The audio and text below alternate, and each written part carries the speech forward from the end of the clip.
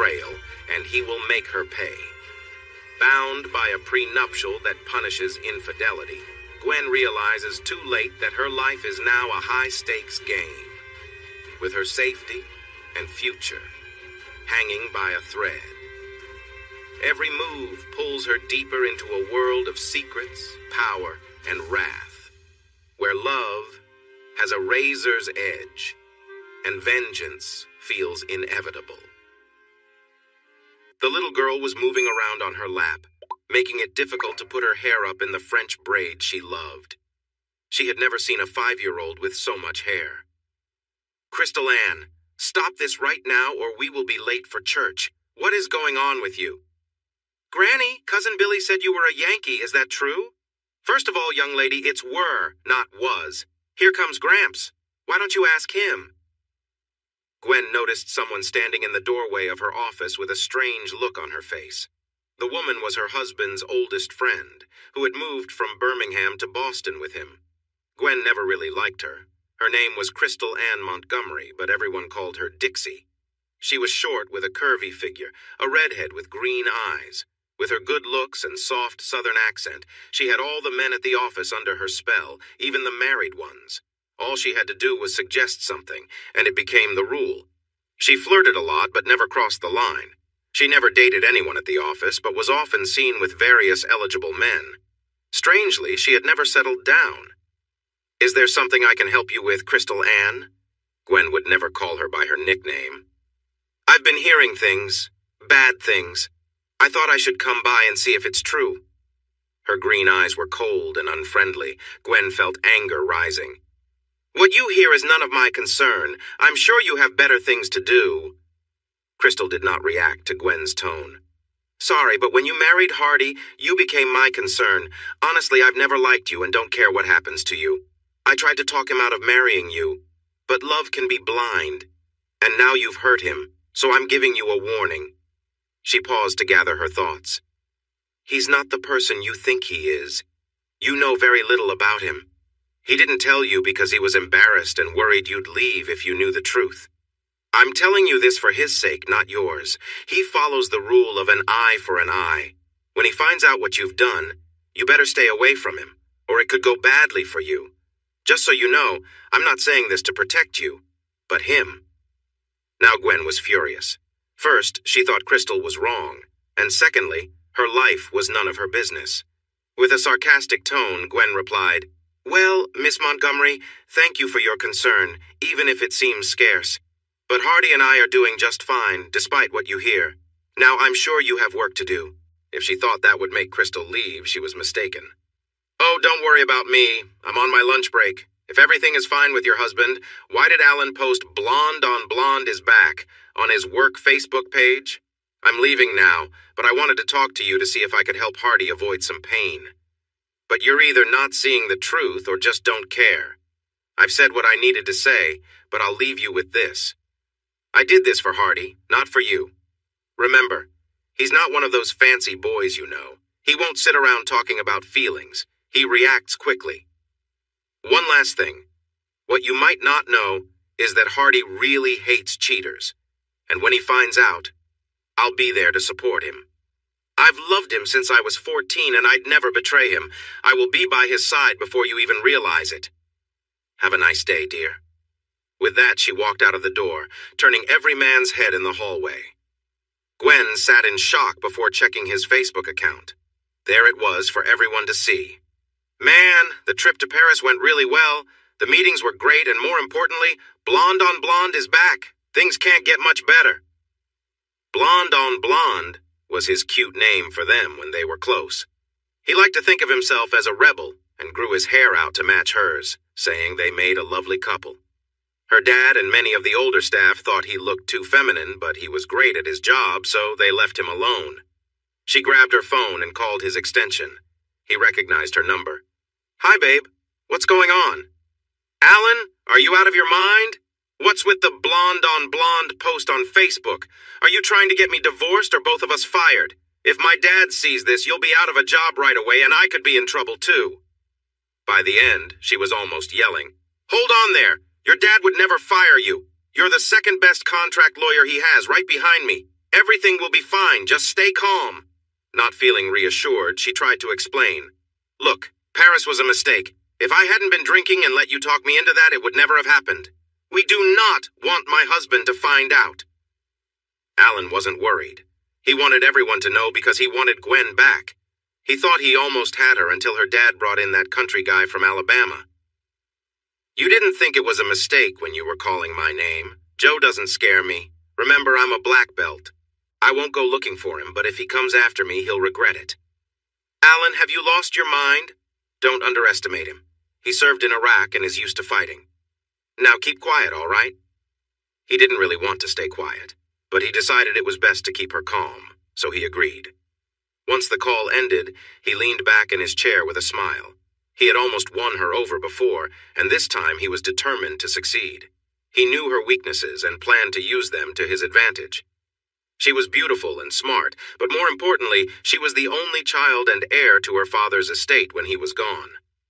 Plus, she had a huge trust fund from her grandmother, worth several $100 million. Yes, soon, life was going to treat him very well. With a grin, he picked up the phone. Gwen sat at her desk, frustrated. How had she gotten herself into this situation? She hoped Alan would keep his promise. Gazing at the photo on her desk, she remembered how she had pursued him. She had chased him without giving up. His southern charm and good looks attracted every woman around him. He didn't seem to notice and treated everyone kindly. But when he looked at them, it felt as if they were the only woman in the world to him. It made them feel excited and nervous. One person described his gaze as calm, but with something wild just beneath the surface. "Who is that?" she asked her paralegal one day as she watched him walk by. Lisa laughed. "Easy there. That's Hardy Wilkes, the new lawyer your dad brought in from the Birmingham office. He handles all the pro bono work now. He's handsome, but kind of a lone wolf. I don't think he's interested in women. I tried to flirt, but he didn't seem to notice." Gwen mentioned him at her regular Sunday lunch with her dad. "I hear you brought a lawyer up from Alabama. Is he any good?" She often wondered why her dad kept the Birmingham office running. Her great-grandfather had established it to help a steel magnate he represented, and it had turned into a good decision with many clients over time. But now the steel industry was fading away. The office remained for the few old clients left, yet it was still profitable and had a special place in her dad's heart. Her dad chuckled. "Leave it to you to notice when a handsome man joins the firm. His name is Hardy Wilkes. He grew up near Birmingham and went to college with help from the GI Bill. We even fund a scholarship at his college, and that's where I met him. He may seem like a friendly guy, but he's very sharp. I saw him impress a practicing lawyer during a mock trial in his second year. I recruited him right then. Once he got his license, he came to work for me. He doesn't seem to be driven by money, so I let him lead the free legal services section in Birmingham. He was careful about the cases he took, only choosing those he believed involved innocent people, and he had a success rate of 93%. He looked at her thoughtfully. She often found herself falling in love at the wrong times. She had been engaged twice, and both times it ended badly when she strayed. "Leave him alone, Gwen. You have no idea how he thinks. He doesn't understand your world, and I'm not sure he would fit in. Plus, I doubt you could keep him in check, and I know that matters to you." "Dad, do you really think I go after every man I find attractive?" He just leaned back and smiled. It was a tough challenge. He was polite and kind, but he simply wasn't interested. She was spoiled enough to feel quite offended by this. Finally, she found a way to bring him along. It was a formal dinner for Amnesty International, a charity event organized by her father. He supported the group both privately and publicly, giving money and resources. He was supposed to speak at the event, but a bad flu had landed him in the hospital overnight. Though he was home now, he wasn't well enough to attend, so he asked Hardy to give his speech as a personal favor. He would represent the firm, while she would represent the family. She arrived in a limo to pick him up. Gwen spent a lot of time and money making herself look perfect. She wore a long, elegant gray dress from a well-known designer, along with diamonds and bracelets. Her long, golden hair was styled perfectly. She took his breath away.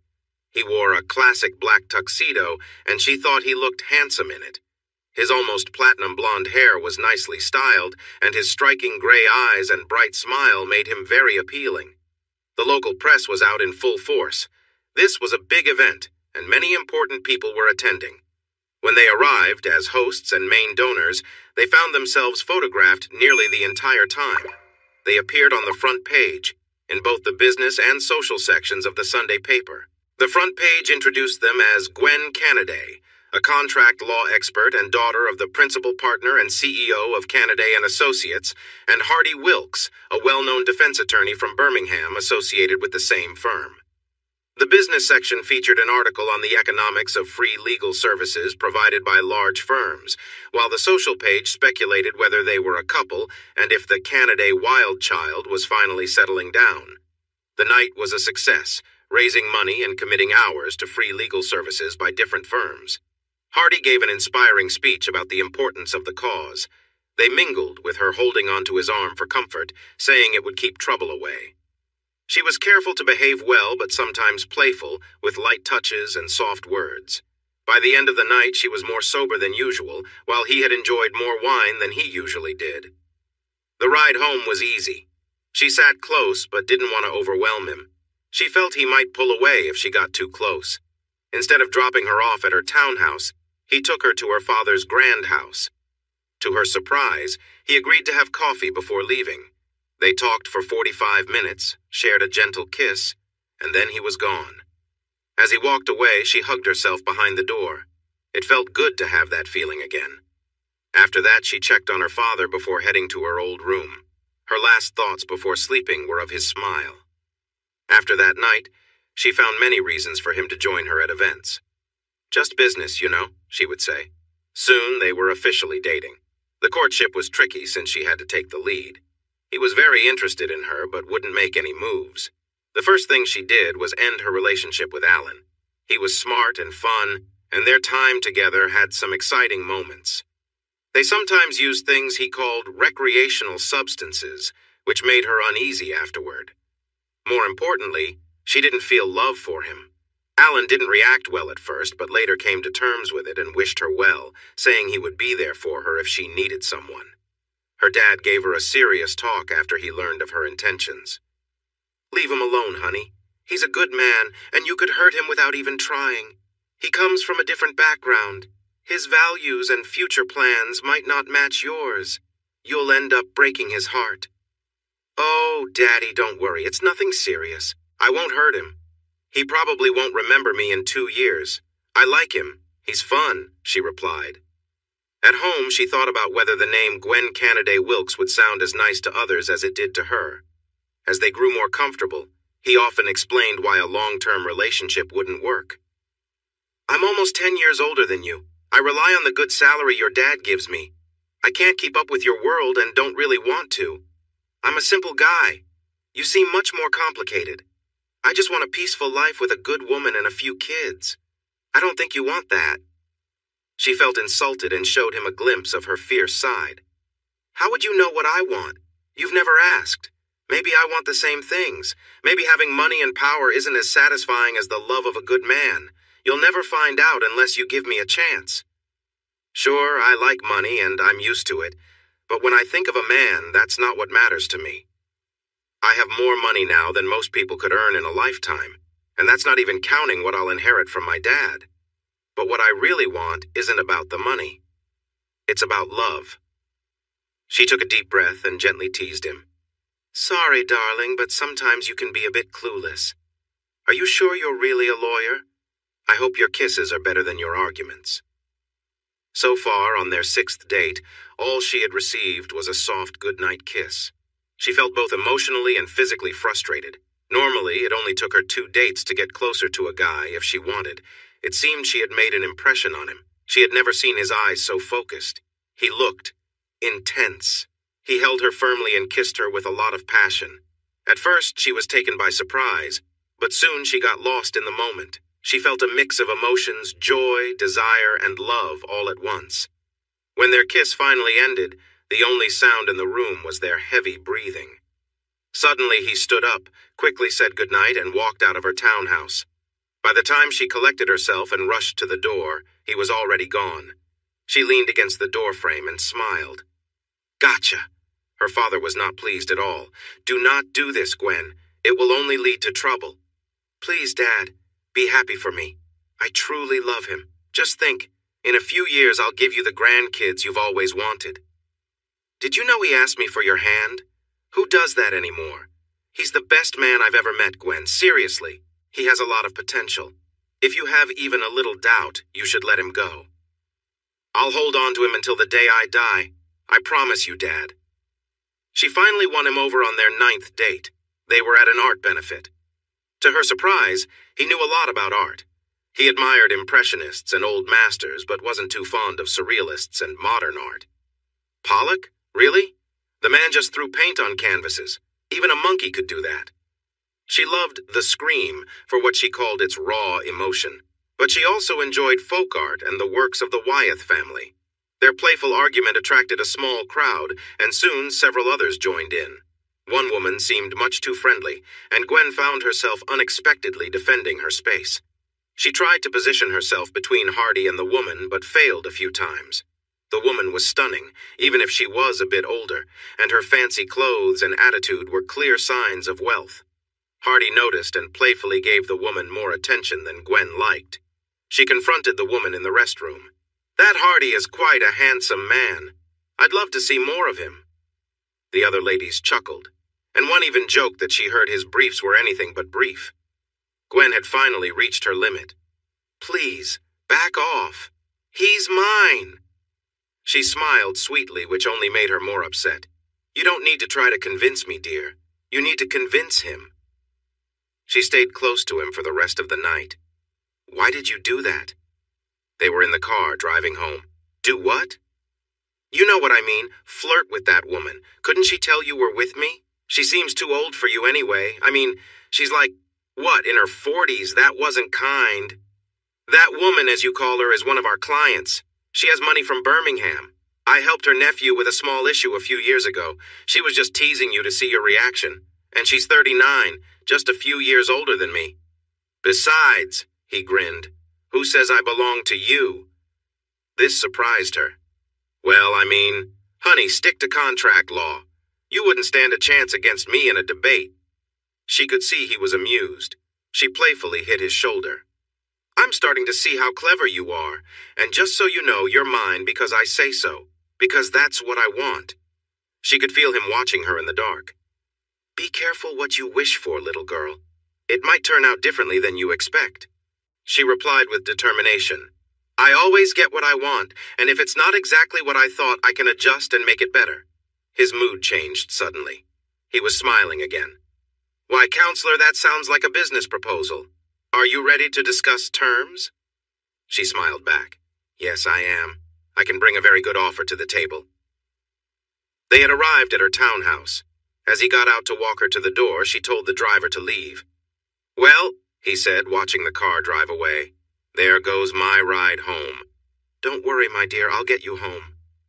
As she turned to unlock her door, she whispered, "Eventually." She made a pot of coffee, which he loved. He was a coffee enthusiast, always trying different kinds.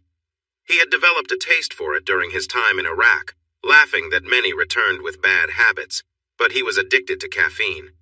She always kept some unique blends available. Excusing herself, she put on a short robe over her dress. When she came back, his eyes went straight to her legs. Knowing she had nice legs, she playfully moved around a bit before tucking them under her on the couch. He had prepared the coffee, and they sat together, enjoying the silence. "I think you owe me something for being mean to me tonight." He was surprised, pulled from his thoughts by her sudden words. "What do you think would be fair?"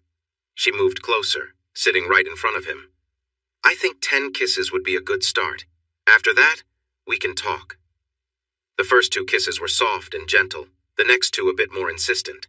She stepped back and took a breath. "I've never felt so warm during a discussion. I need to get a bit more comfortable." She let her robe fall open.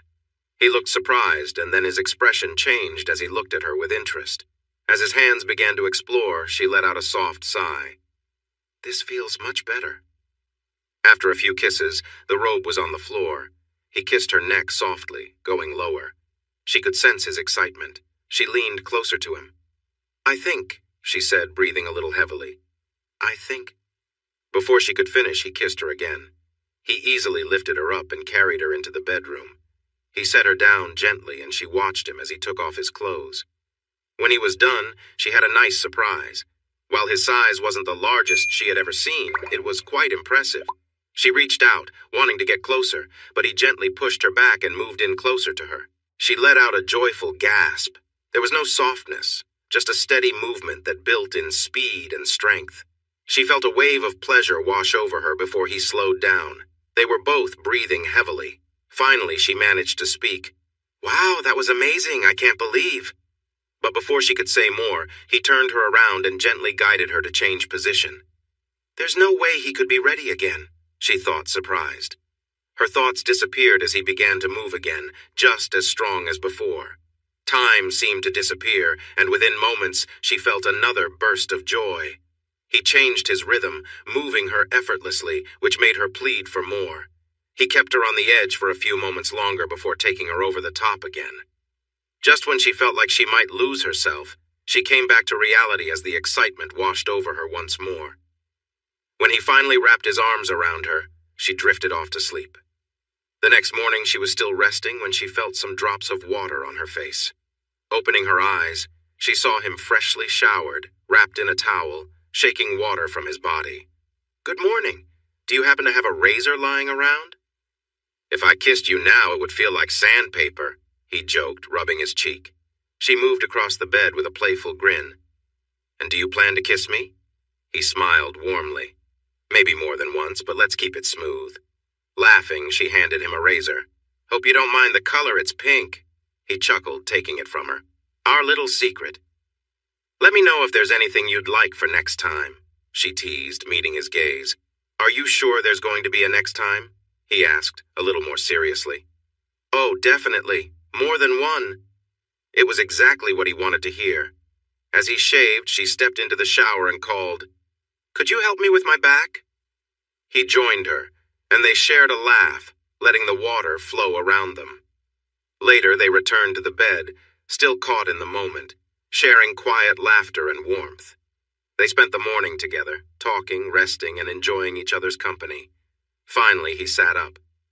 "How about another shower?" he suggested, a playful glint in his eye. She shook her head with a tired smile. "Maybe later. For now, I just need to catch my breath." Watching him walk away, she couldn't help but think how different this felt.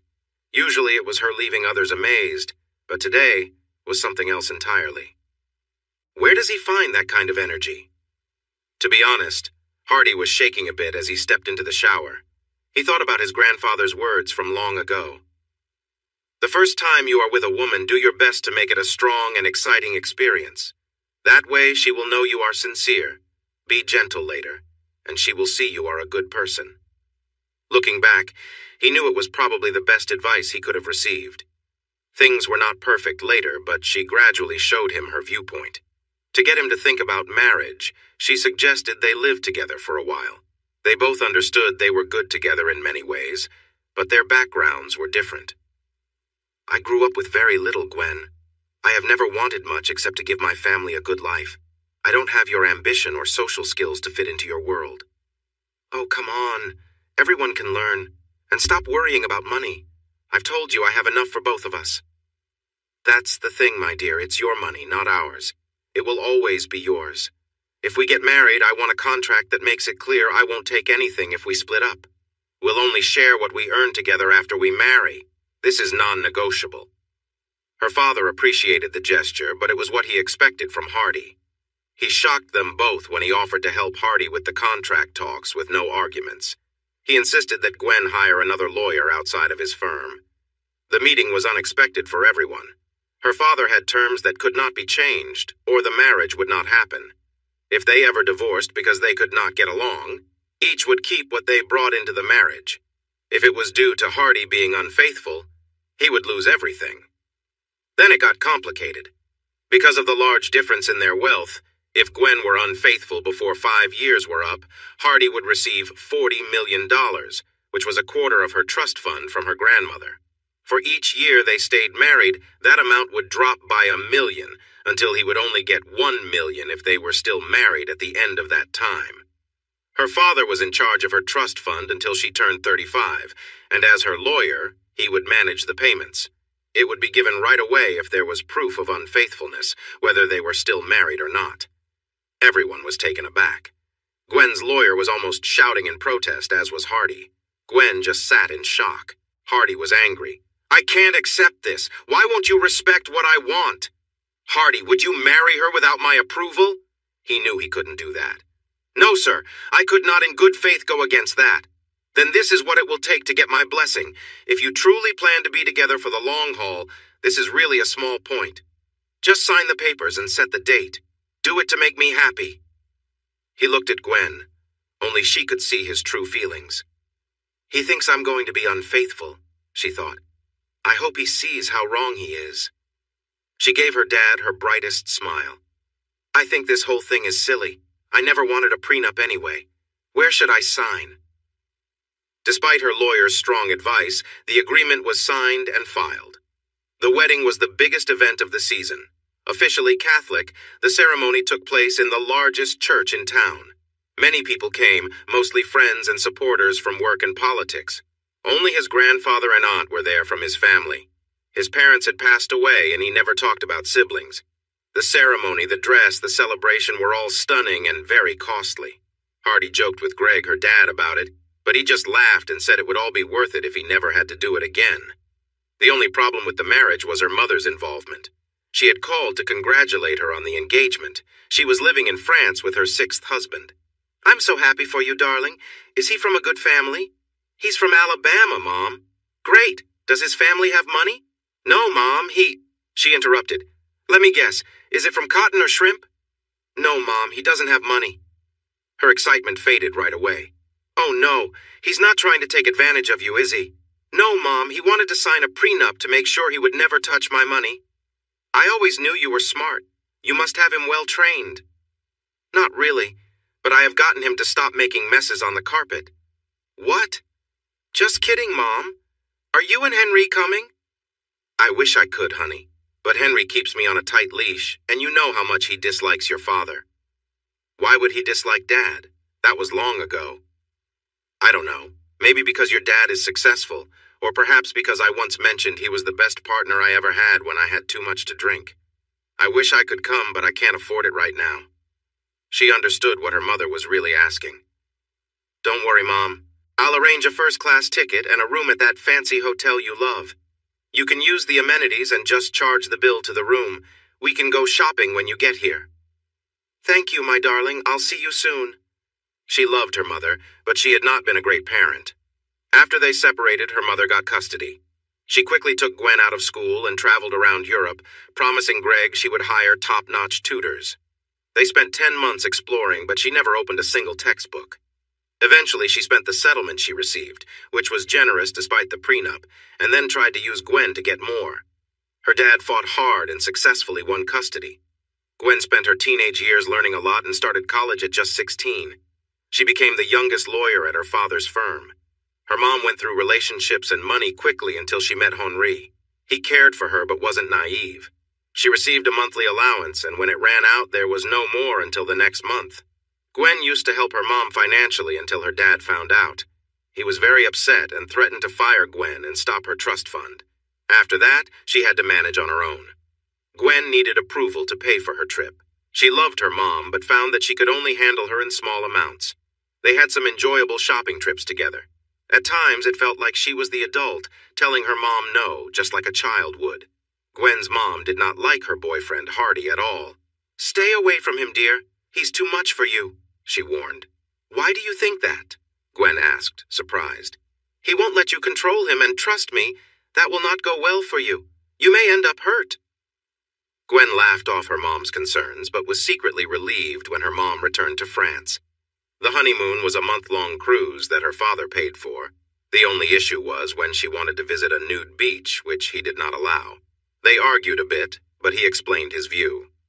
"I'm a little traditional, you knew that when we got married. What you did before is your choice, but now I want to be the only one to see you. Please understand." Deep down, she didn't fully agree, but agreed to his wishes anyway. They moved into her townhouse, which she loved and was paid for. He liked it too, but reminded her that he wanted a bigger place with a yard when they had kids. The first year was wonderful. They enjoyed their time together and kept a strong bond, taking breaks only when she had to travel for work. Gwen worked as a contract lawyer specializing in international business, which involved a lot of travel. At first, she minimized her trips, but soon she was away at least twice a month. He joined her when possible, but had his own job to handle. When she was home, many of her meetings happened at dinner, while he had to get up early for court. This made their home life a bit strained. Small issues began to feel much bigger. He wanted her to consider having children, as he was 36 and felt time was passing. "But I really love my job," she exclaimed during one of their talks. He was trying to be calm and explain his side as a trial lawyer. "I'm not asking you to quit. You're very good at what you do, and I'm sure your dad and the others appreciate your work. I just want you to think about balancing things and consider other options. Your dad wants you to get some practice with trials because he is preparing you to take over one day. Why not give it a shot? We could work together and spend more time as a team. Spend time in crowded courtrooms with people who have made mistakes, or have meetings in exciting places like London and Lisbon." She would never tell Hardy, but she loved her busy lifestyle. "I know, dear, and I will. Just not right now. I want to be really good at this first. It matters a lot to me." This made Hardy uneasy. It wasn't what she promised when they started dating. He didn't push her, thinking it was a smart move. She took it as agreement. She felt free to move at her own pace. 6 months later, she became more distant. Hardy was a runner. He had completed 2 marathons in Boston and 1 in New York. His goal was to finish, not to get first place. Gwen didn't like that he ran, saying it took time away from their relationship. He kept his feelings to himself. He ran early in the morning, and she wasn't an early bird. Many times he would run 5 miles, shower, and be ready for work before she even woke up. She was often the one to miss dinners at home, focusing on work. Gwen grew resentful of Hardy's friends. Instead of seeking out powerful connections, he spent time with local police at the gym and worked with young people who needed help. He knew every officer nearby, including the chief, and would chat with the patrol officers while running. As a defense lawyer, this was unusual for him. But he was honest and fair, always looking for the truth. People liked him until one day when he helped a patrolman who was in trouble with a suspect. Thanks to his training, he was able to step in and help, which made a name for him. The second suspect wanted to sue, but as a lawyer, he knew the risks involved. What really bothered Gwen was his church friends. On a Sunday morning, when Gwen was away in London, Hardy went running and chose a different route. He was surprised at how just 25 blocks could change from fancy homes to less wealthy areas. Deciding not to push his luck, he turned back. As he passed a church, he heard the choir singing and stopped. An older man was sitting on the steps, smoking. "Come on in, son. We always have room for one more." He politely turned the offer down. "Thank you, sir, but I'm not dressed for church," he said, looking at his sweaty shorts. "That doesn't matter to him," the man said, pointing upwards. "Come by another time. We're always here, and you're always welcome." The man stood up, brushing off his seat. "Well, I have a sermon to give. I hope he forgives me for sneaking a smoke. Everyone thinks I'm just getting ready. Setting the group on the path to success and all that. Hope you all have a great day." Hardy looked at the sign in front of the church. William Street AME Zion Church. There were many like this in Alabama. AME stood for African Missionary Expedition, a part of the Methodist Church focusing on welcoming black individuals into the community. Hardy had gone to church during his service and missed it a little. He once asked Gwen if she ever went to church, and she just laughed. The next Sunday, he stood outside the church wearing a suit. The same older man greeted him warmly and guided him inside. There was a brief moment of silence as everyone looked at him. Then people began approaching him, shaking his hand and welcoming him. The service was heartfelt, reminding him of the preachers from home. He visited his grandfather every couple of months. Gwen had never gone with him. He noticed that the choir sang without music, even though a big organ was visible off to the side. After the service, he asked the reverend about it while shaking hands. "It's broken and we don't have the money to fix it. Even if we did, we have no one to play it," the reverend explained. They shifted to another topic. "I can tell from your voice that you're not from here. Where are you from?" "I doubt you have heard of it. Limestone County, Alabama, near the Tennessee border," Hardy replied. The reverend smiled wide. Well, I'm from Franklin County. That's why you sounded familiar. He paused, looking thoughtful. My last church was in Colbert County. There were some Wilkes living there. Any relation? Yes, preacher, unfortunately, and I know you know their reputation. In my younger days, I was just as wild as they were. Well, son, it seems like you've changed for the better. Sometimes life leads us in surprising ways. Hardy chuckled. I don't know if it was divine, but a county sheriff, a wise judge, a strict drill instructor, a rabbi, and a good psychologist all helped guide me. Brother, that sounds like a story worth sharing sometime. How about you join my wife and me for lunch? It was the best Southern cooking. There were about 20 people there, and the friendly atmosphere was nice. Gwen came with him once. 2 months later, he became a member of the church. A week later, he had the organ repaired and surprised everyone by accompanying the choir. He learned to play while rehabilitating from injuries he received during service. Playing was part of his recovery. Gwen found it amusing until she returned from a trip and saw a teenager in the kitchen. She thought it was a break-in until Hardy came out of the home office. He had been helping the boy with his studies and took a break for some drinks. They had to cancel the 911 call and speak with the police officers who came to check. This was the standard procedure when someone calls 911. She felt better but was not happy with Hardy later. I appreciate what you do, Hardy, but do you have to bring others into our home? He looked at her tiredly. Don't you mean our home? Robbie is smart and motivated. He just hasn't had many chances. I'm helping him prepare for the SAT exam. If he does well, he has a good chance for a scholarship. She realized her mistake and tried to fix things. Yes, dear, it is our home, and I am proud of your efforts. It just surprised me. I'm tired. Can you take me to bed? He did, but it felt forced, like they were just going through the motions. Their love life had really faded. When they first got married, he would sneak up behind her and playfully surprise her.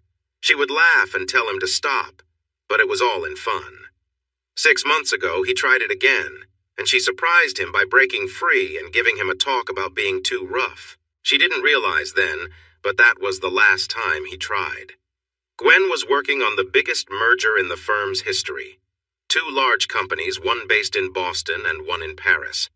The details were complicated, and her team, along with Alan's team and their partners in Paris, were working over 70 hours a week to meet a deadline set by the government. She had only been home for 2 days in 3 weeks. They had dinner with her dad, who could see that things were tense. When he tried to lighten the mood by asking about grandchildren, things took a turn. Hardy answered without much emotion. You'll have to ask Gwen. We need to actually be in the same place for that to happen.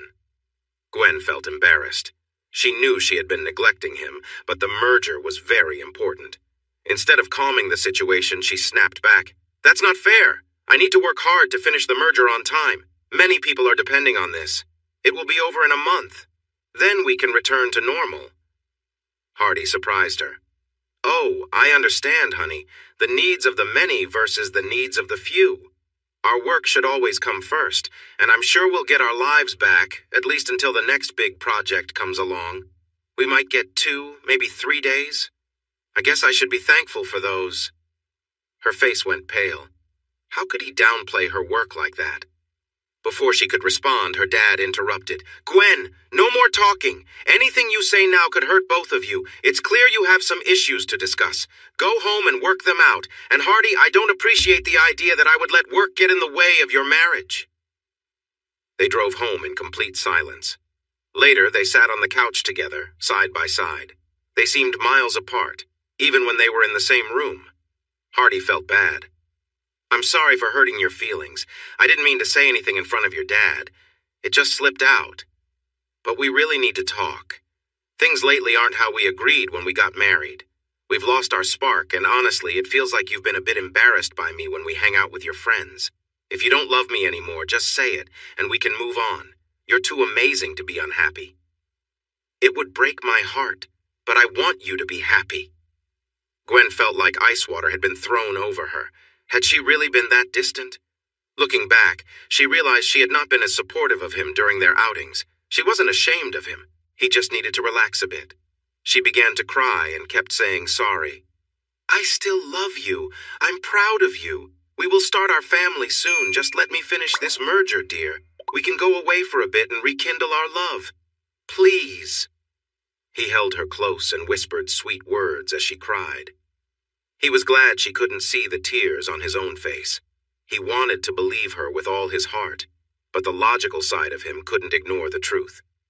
They went to bed, holding each other close. The next morning he woke up feeling warm and pleasant, noticing she was very close to him. He lay back and enjoyed the moment, happy to feel that connection again. As she became more involved, he gently pulled her up. She looked at him with a familiar spark in her eyes. "Oh no, we're not done yet. Today we're taking an adventure. We'll start in France." She paused for a moment.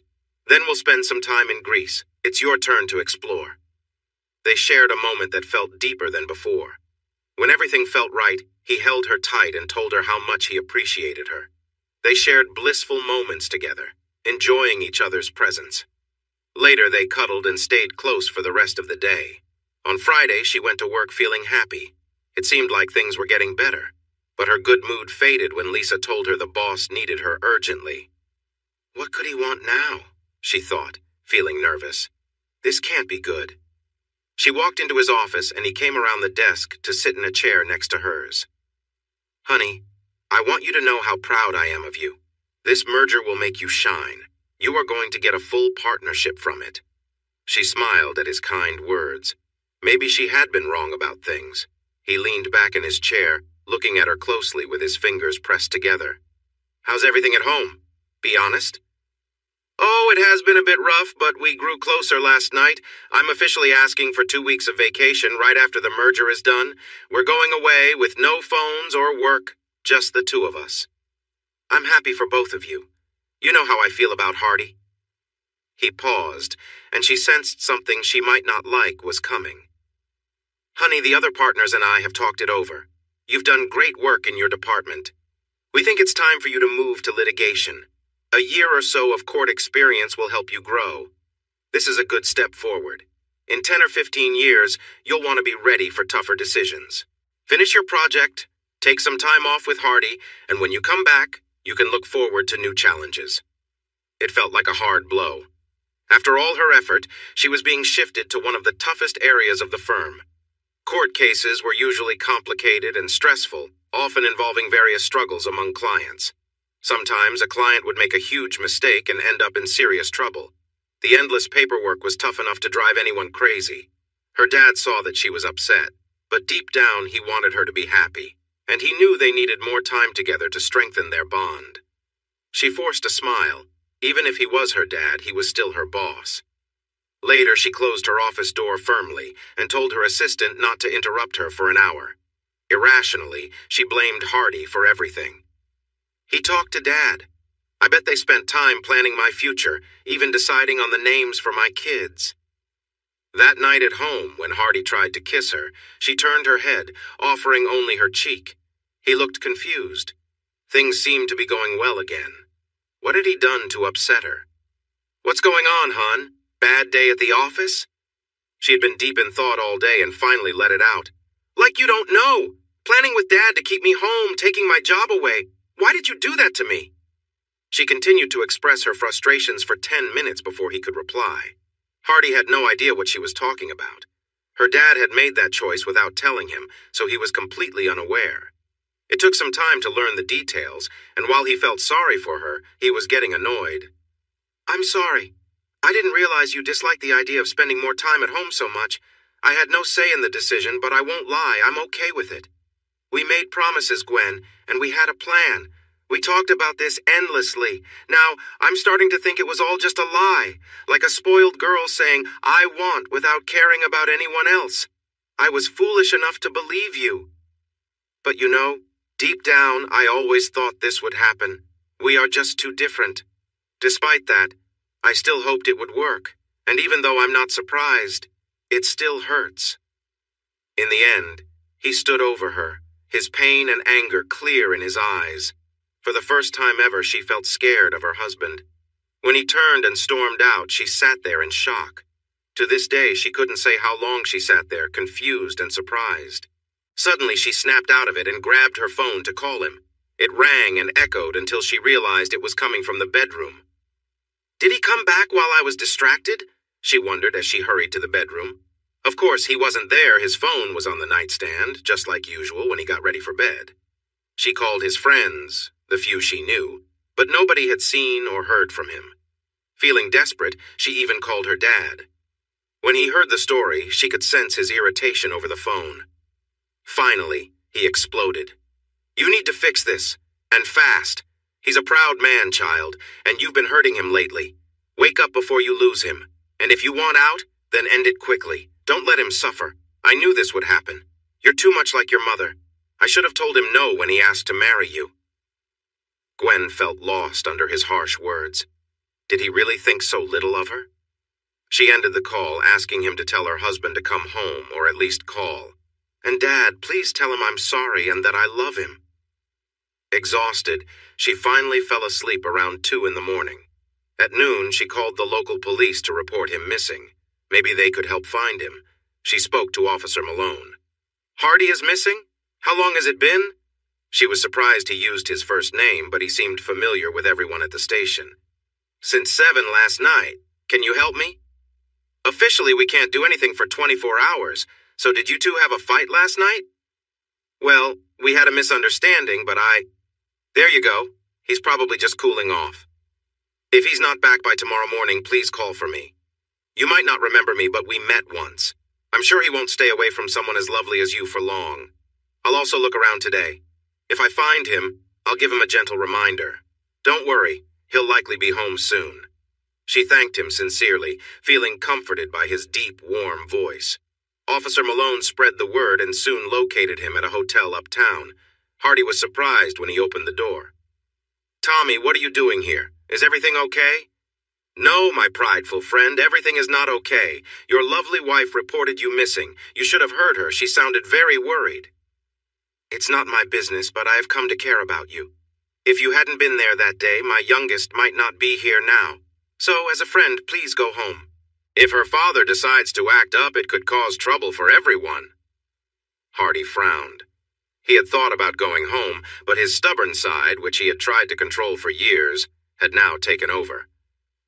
So now the wealthy woman has Boston's finest doing her bidding. Tell me, Tommy, how did she persuade you? A donation to your charity? Tommy struggled to respond. By the end, Hardy was standing directly in front of him, towering over his smaller frame. Those eyes. He had never seen eyes like that. Training kicked in, and he took a step back, instinctively touching his belt. Please relax, Hardy. She only tried to file a missing person report. I came because I thought we were friends, and I wanted to help. Sorry, it's not my place. I'll give you space. He began to leave the room, keeping his focus on Hardy's intense gaze. Hardy's posture softened a bit. I'm sorry, Tommy. I didn't mean to be rude. I really appreciate your help, but this situation is more complicated than it seems. Please tell my wife I'm willing to talk. I hope to be calmer by tomorrow, and I'll return by 1. We can chat then. And Tommy, thank you. It's nice to know I have friends. You're welcome. I'll see you Thursday for basketball tryouts. I think we'll have you coaching the girls this year. That was the first time Hardy smiled that day. Really?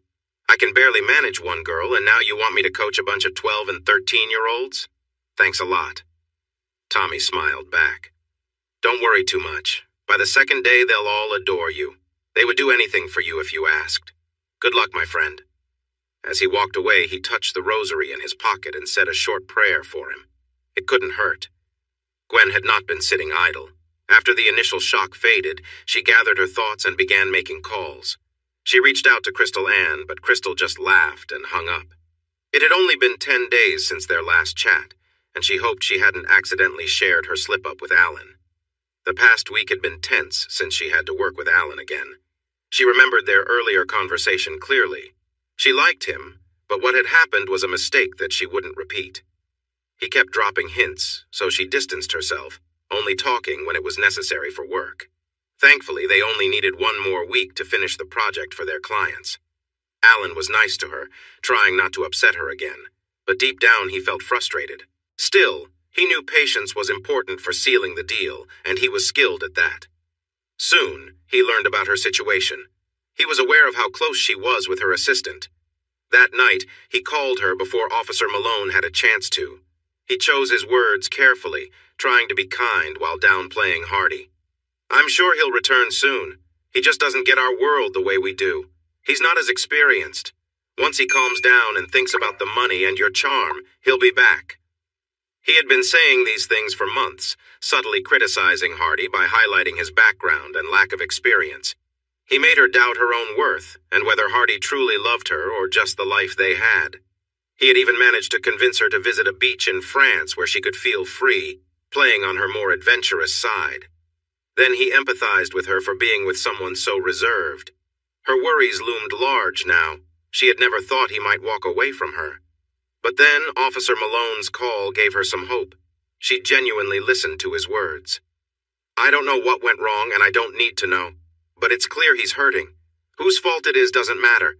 You need to talk things through. Be open and caring when he asks questions.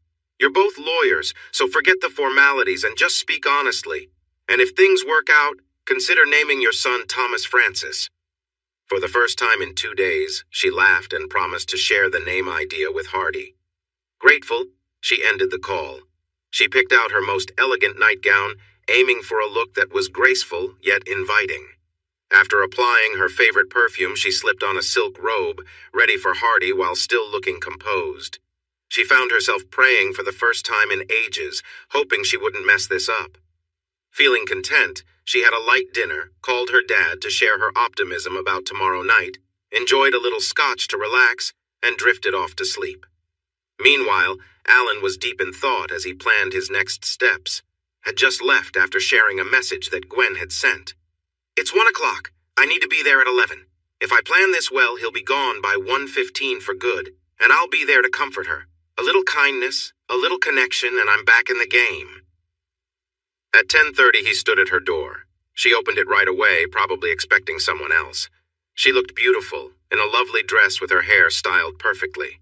She was clearly trying hard. "Alan, what are you doing here?" "I thought I would stop by to see if Hardy was still away. You know, offer some support, try to brighten your day." "Thanks, but he should be here soon. I believe everything will be fine." "That's wonderful," he said, trying to sound excited. "I brought a bottle of champagne to cheer you up. Let's celebrate instead." "I don't know, Alan. Hardy might not like it if he shows up early and sees you here. He doesn't know about Paris, right?" "No, I told you it was a mistake. Please don't bring that up again. My lips are sealed. How about a quick drink and then I'll leave? I want to be the first to congratulate you. It would be a shame to waste this bottle." Gwen loved champagne. It was one of her favorite things. This was a special kind, hard to find. He had gone to great lengths to get it. "Well, maybe just one. Then you have to go. You're a true friend, Alan, thanks." He hugged her as the door closed. By 11, she was starting to feel the effects of the mixed drink he had given her. She leaned against him, having trouble speaking. "Come on, it's time to relax." Hardy barely slept. He missed Gwen a lot. Knowing she missed him enough to look for him made him feel better. Maybe, just maybe, things could turn around. He stopped by the church on his way home, hoping the pastor could help him. They talked for an hour. The pastor had taken some counseling courses over time, which were part of his job. The church approved, and many were even certified to help couples stay together. Deep down, he had his doubts about Hardy and Gwen. "I'm willing to help, but I'm not so sure about her. I don't really understand rich people very well." "Hardy, one important piece of advice in counseling is to ask, am I better off with her or without her? I've been praying for both of you since yesterday. I can't make the choice for you. Does she make you happy? Do you make her happy? Is there a way you can both promise to reignite your love for each other?" Tears filled Hardy's eyes. "I can't imagine life without her. I don't want that." "Then why wait? Go home to your wife, love each other. I'll tell the big man you won't be at services today. I'm sure he'll understand." The pastor held out his hand and Hardy shook it. "Thank you, Pastor. I'm not supposed to be here for another hour or so, but I'm going right now." He didn't run out of the church, but he walked very quickly. He arrived home by 11:20. Not seeing her there, he thought she might be out or still sleeping. He moved quietly to the bedroom. If she was asleep, he would let her rest and maybe slip in beside her.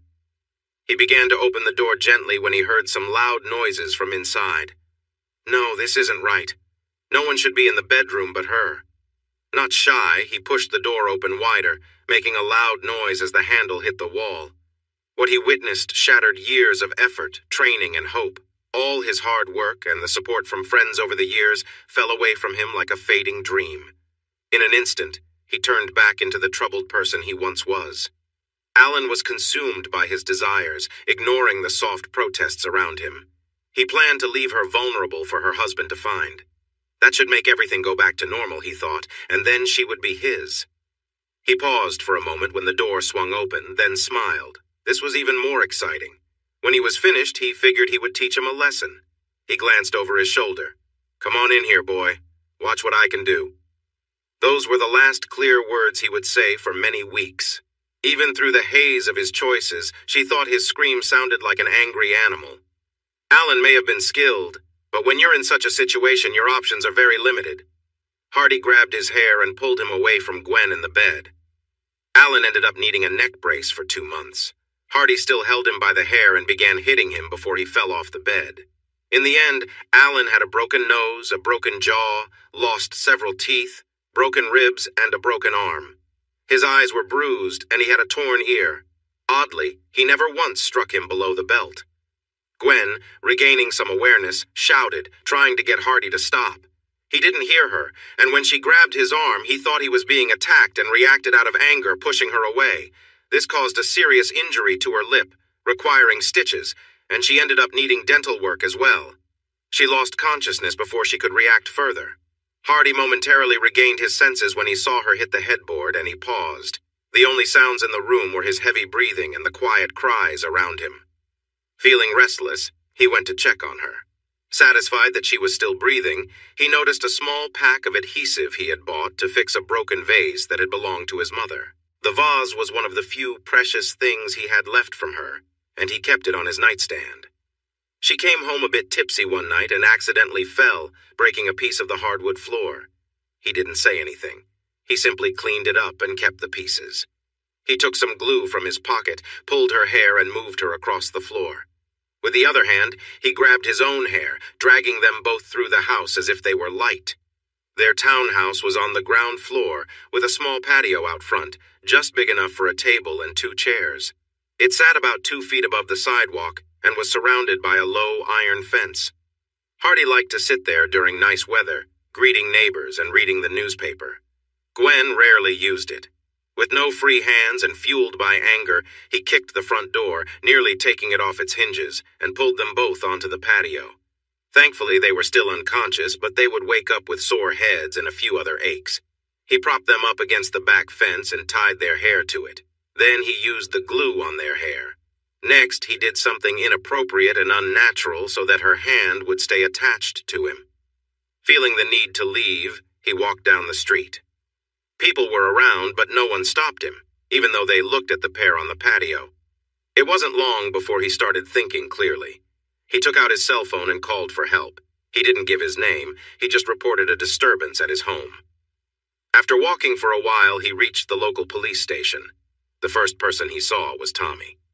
"Hey, Hardy, how did your talk go? Have you two made up yet?"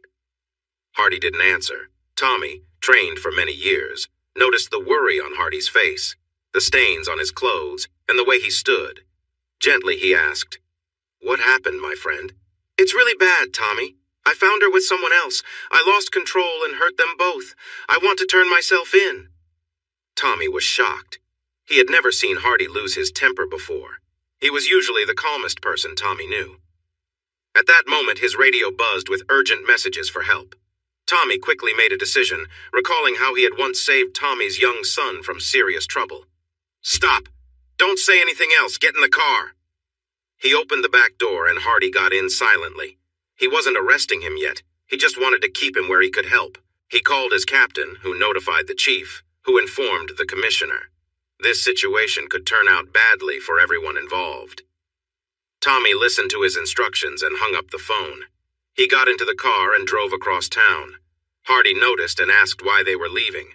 Tommy sharply told him to be quiet, thinking it was because Hardy had not been told his rights. When they reached the gates of his father-in-law's mansion, Tommy's heart skipped a beat. "What are we doing here?" "Not a word, my boy. I'll be back soon." Leaving Hardy in the car, Tommy rang the doorbell and asked the housekeeper to get her boss. It was important police business. Greg came to the door looking confused. "Mr. Cannaday, I need to speak with you urgently." Tommy looked at the housekeeper, signaling her to leave. "Come inside. We can talk in my office." Once they were settled, Tommy got straight to the point. "What can I do for you, officer? Malone?" "Sir, I'm from the 21st Precinct. Your daughter and son-in-law live there." Greg's expression changed to worry. "Has something happened to my family? Are you aware that there have been some problems?" "Yes, my daughter called me. I believe they will work it out." Tommy sighed. "I'm not so sure about that." He explained the events of the day. In touch with his captain, he learned that the daughter had minor injuries and was already in a private room. The son-in-law had several broken bones and a concussion, but he was not in immediate danger. Tommy spared Greg the details of how they were found. Greg turned pale, then straightened up, switching into his lawyer mode.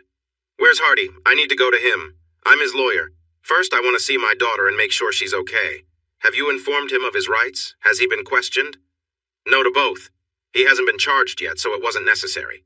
As for where he is, he's in the car outside. The chief wants you to call him before we go further. I'm here to help until then." Greg had the housekeeper take Tommy to the kitchen for some coffee while he made phone calls. The chief agreed to give Hardy into his care unofficially until charges could be filed. He also provided Officer Malone for a few days as support. Greg went to the kitchen and pulled Malone aside, handing him some keys and papers. "Officer Malone, these are keys to my cottage on Cape Cod and directions to get there. These are keys to my Lincoln. Someone will pick up your patrol car soon. Call the commissioner. He will explain everything. Keep Hardy there until we call, even if you need to ensure he stays put. I need to speak with him privately as his lawyer." They walked to the front of the house. Just before stepping outside, Greg put his hand on Malone's arm. "Thank you so much for your help, but why would you do this?" "Mr. Cannaday, he's one of the good ones. He does his job well and keeps things fair without taking them personally. Many defense lawyers win cases by making police look bad, but not Hardy. He's a good person. He supports the Police Youth League with both money and his time. Most lawyers just give money and leave, but Hardy is always there with us. If he ever has kids, he'll be a wonderful dad. He knows how to get them to listen and behave because he respects them and expects the same in return. I have 2 more reasons for helping him. Last year, my youngest son was a new patrol officer working in a tough area. He made a mistake, thinking he was in control while trying to handcuff a suspect. The suspect's partner was ready to hit him when Hardy happened to pass by on his run. He stopped the man just in time. My son could have been hurt badly. The second reason is that you and I share some family ties, although they are very distant. My grandmother was a Kennedy, not the famous ones, but still family. My aunt looked into our family history as a hobby. Did you know that when our ancestors came from Ireland, the workers at Ellis Island weren't always the brightest? Some could hardly spell. Some of our relatives were recorded as Kennedy, while others were listed as Cannaday, but they all belonged to the same family. You're a 5th-generation lawyer, and I'm a 5th-generation police officer. Our families have been connected for over 100 years. I learned from a young age that family takes care of each other." Greg felt overwhelmed. He had thought his family name was fading away. He reached out and Malone shook his hand. "Thank you, cousin. As long as my firm is around, your family will never pay another legal fee. Family must stick together. Now excuse me while I speak to my son-in-law." He opened the car door. "Get out!" Hardy got out of the car slowly, avoiding eye contact. Greg began at once. "Malone told me what happened. It was terrible what was done to you, and I can understand your anger towards that person even if I can't agree with your actions. But was hurting Gwen really necessary? You could have just walked away." Hardy explained everything, emphasizing that he only acted out of anger once and felt very sorry for Gwen. He admitted he hated those who hurt others, but then he shocked Greg with what he said next. "She may have saved Alan's life. I had planned to seriously hurt him. If she hadn't distracted me, it would have happened. I regret not finishing what I intended." As Greg looked at Hardy, he realized he didn't recognize him anymore. It was as if someone had switched something inside him, turning him into a different person, perhaps even a darker one. His eyes, usually bright with humor, seemed cold and empty. I need to go to the hospital.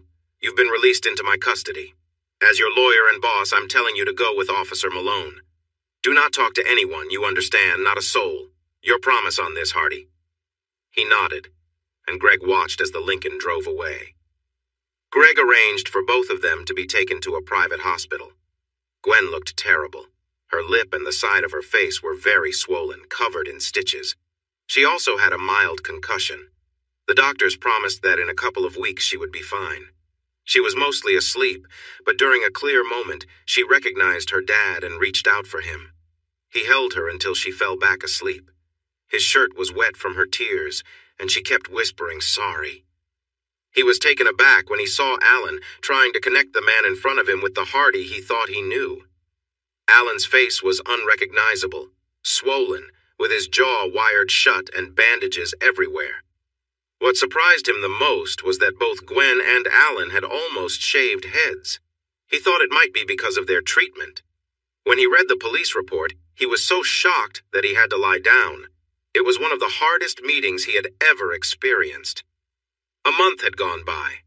Gwen looked better, except for the small scars on her lip. Her hair had grown out into a simple bob.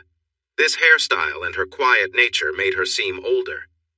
She returned to her father's house after leaving the hospital. She was on medical leave from her job and hardly left her room. Greg finally insisted on therapy for her.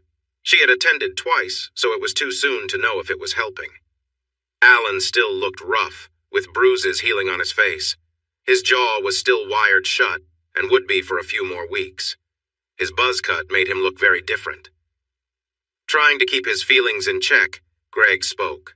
"All right, you two. Here's what will happen. We'll start with you, Alan. Here are your options.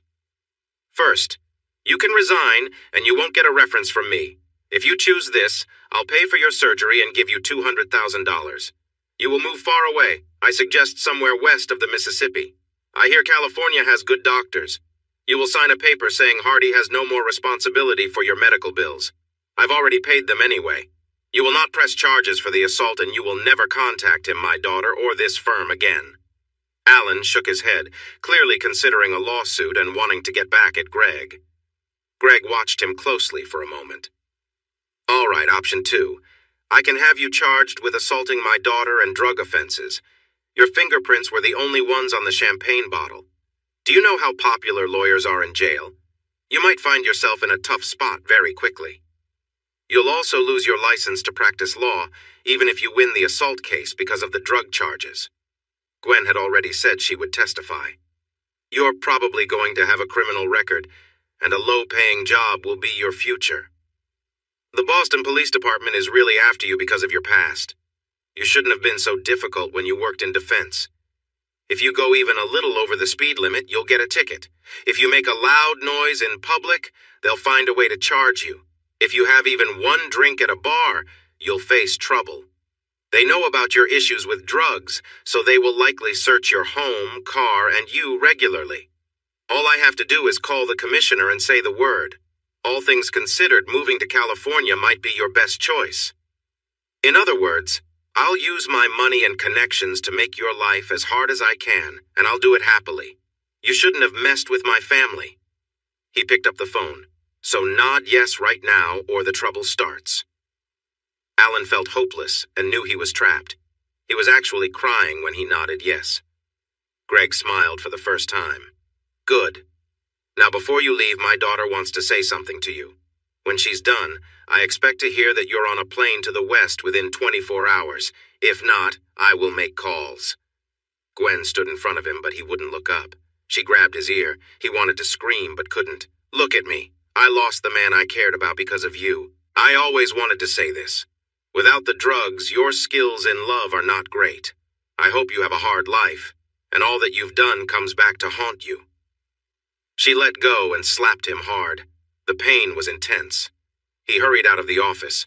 The paperwork, including a payment, was waiting for him at the security desk. After he left, they sat quietly for a moment. Greg had his head buried in his hands. Gwen couldn't take the silence anymore. She had heard enough of that in the past weeks. "Thank you, Dad. Can you please get Hardy to talk to me?" It pained him to tell her, but she needed to know the truth. "Gwen, he's gone. He returned to Alabama 3 weeks ago. He isn't coming back. I barely got him to stay with the firm." Tears filled her eyes instantly. She tried to speak but couldn't manage through her sobs. "I'm sorry, it gets worse. He filed for divorce before he left. I tried to change his mind, and the reasons he gave, he claimed it was because of betrayal." Gwen fainted. Greg sent her home and called a doctor. The doctor gave her medication and advised Greg to keep an eye on her for the next few days. 3 weeks went by. He sat with her in the dining room. She hadn't said much all this time except to ask him to find her a strong divorce lawyer. She wanted to fight the divorce, but he said no. She became upset and harsh with him. He was running out of patience. The spoiled side of her was showing. "Gwen, please listen. I've thought about this a lot. I admit I share the blame for the situation we're in, along with your mother. She gave you everything and taught you to get your way. As a single dad, I spoiled you too, but not as much. Because of this and your wealth, you have a big sense of entitlement. I need to show you how things really are. Are you paying attention?" She nodded but was distracted, wondering why the divorce lawyer she contacted hadn't set up a meeting yet. "Gwen, look at me. You don't realize what your actions have cost me. I'll be dealing with the fallout for years, not even counting the money." But I kept Hardy from going to jail and kept his job. It was close for a moment. When Alan wouldn't press charges, a young assistant district attorney thought it was a good chance to make a name for himself and decided to go ahead. Do you know how it feels to ruin someone's life? I was going to, but cooler heads prevailed. Important people convinced him it wasn't the right move. I think it's time for some tough love. You need to grow up and understand the real world. I'm sorry, but you no longer work for the firm. The recent scandal has caused too many problems. Clients want to work with someone who can handle their own affairs. So you're out of a job. I have no choice. Her jaw dropped. What did he just say? It gets worse, Gwen. You've been putting most of your salary into stock options and only keeping a small amount in your checking account. You've always had your trust fund, and I let you use it whenever you wanted something. Starting today, you can't access your trust fund anymore. Your stock options are locked in and you can't cash them out. Your grandmother was clever. She put a clause in the trust that says if you show bad judgment, the release of the fund can be delayed until your 50th birthday. She was worried you might follow in your mother's footsteps, and don't think about the townhouse. It belongs to the trust. So now you're out of a job without a place to live and low on money. Here's what will happen. You can refuse, but it will be tough to find work anywhere nearby. And yes, I've made it difficult for you. If you accept what I'm offering and behave yourself, you can come back to the firm in a year. By then, someone else will have made a mistake big enough to take the attention off you. I'll even pay for a good therapist if you can find one where you're going. He handed her some papers. Congratulations, you are now officially the newest assistant district attorney of Franklin County, Alabama. You start next week. Your annual salary is $38,000. I'm a college friend of the district attorney and he helped me out. I've helped you too. I got you a nice apartment and handled the security deposits, but you'll need to pay the rent from your salary. Remember, you can't take your Lexus because it's leased by the firm. I did arrange a nice Ford Focus for you. They say it's a fun little car. I covered the deposits, but you'll need to make the monthly payments yourself. You'll also be responsible for your phone and utility bills. The only condition from my old friend about your job is that you'll have a drug test once a month. It will be private, and only he will see the results. I guess someone told him about your recent issue. If you fail once, you're out of a job and I won't be able to help you. Just stay clean, do a good job, and show that you can take care of yourself, and I'll welcome you back. If you don't, you better hope they have openings in Iowa or North Dakota. Oh, and you can't fly. You can't afford it. You'll be taking the train. You're only allowed 3 bags, so pack wisely.